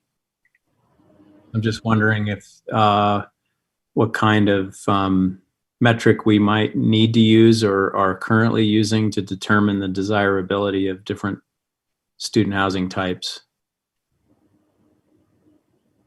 Yeah, I would default to the developer on that. If he thinks there's a market for this product, I would trust him to have that knowledge. But that's a question that we can ask of the applicant tonight, I think. My understanding is that there is a significant demand for married student housing. We recently approved the redevelopment on the UCCU lot. And then I want to say this one down here on 4th or 5th South, Tanorak Apartments, I think that's targeted for married student housing. My understanding is that there is a demand. Yeah, I guess I was wondering whether or not we are getting close to meeting that demand or whether we're still below it. I don't know. I'll ask. Oh, sorry. I think one solution for that would be allowing more accessory dwelling units in the city. Well, that's a good conversation for the housing committee, I think. All right. Any other questions on these two items? All right. Again, these will come back to us this evening. Thank you, Mr. Ardmore. That brings us to the end of our work session. We have had a request for a closed meeting, and that will begin at 4 o'clock. Is that our plan? Does that work for everybody? That's a 30-minute meeting is what I'm told. Is that correct?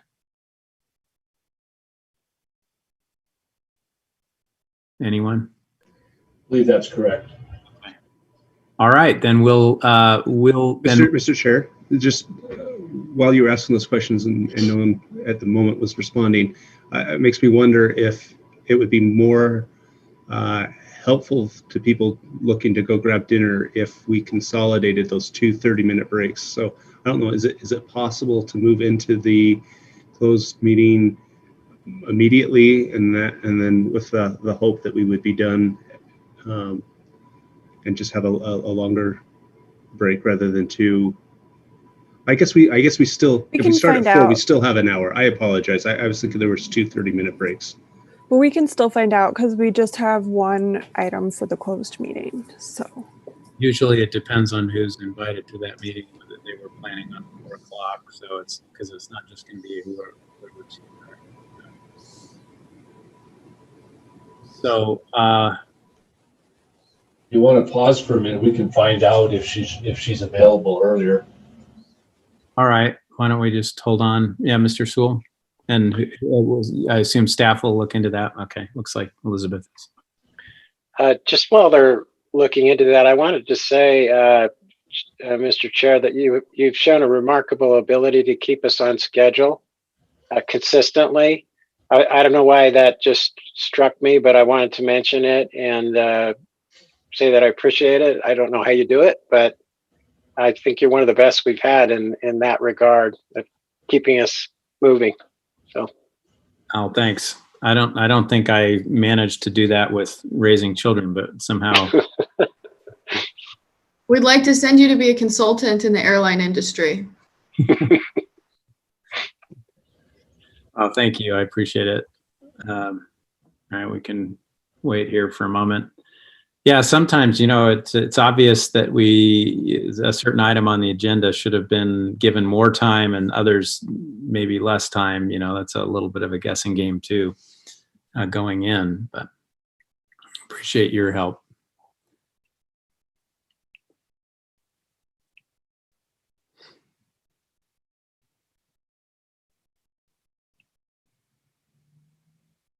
Looks like Elizabeth has got some information for us. So Tara Riddle, I just got off the phone with her. She is available to join now if we want to move over to the closed meeting. We need to find out if Doug Robbins is also available. I see that he's still here in this work meeting. Hi, Doug. Hi.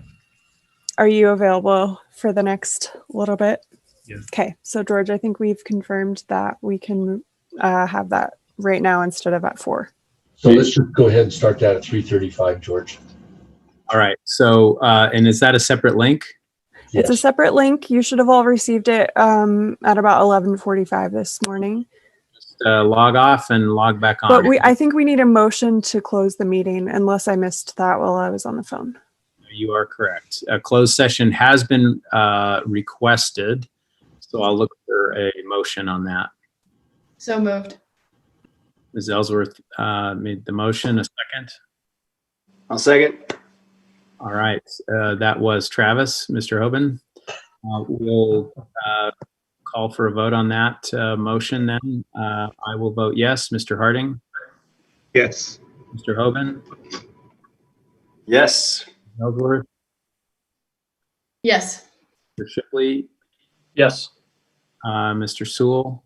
Yes. Mr. Fillmore? Mr. Fillmore, you're muted. And I didn't ask Brian Jones to tell us why we were meeting, so maybe Brian, you could say something. But let me just see if Mr. Fillmore will respond. Okay, we have a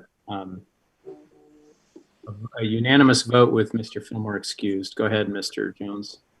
I think I'm not sure if Elizabeth mentioned this or if it was just maybe clear from who was invited to the meeting, but there's a strategy of sale or purchase of property question to be discussed, and that is a permissible reason to close the meeting under state code. So you're authorized to do so with the motion that you just passed. Okay. All right. We'll see you in just a minute. Thanks, everybody.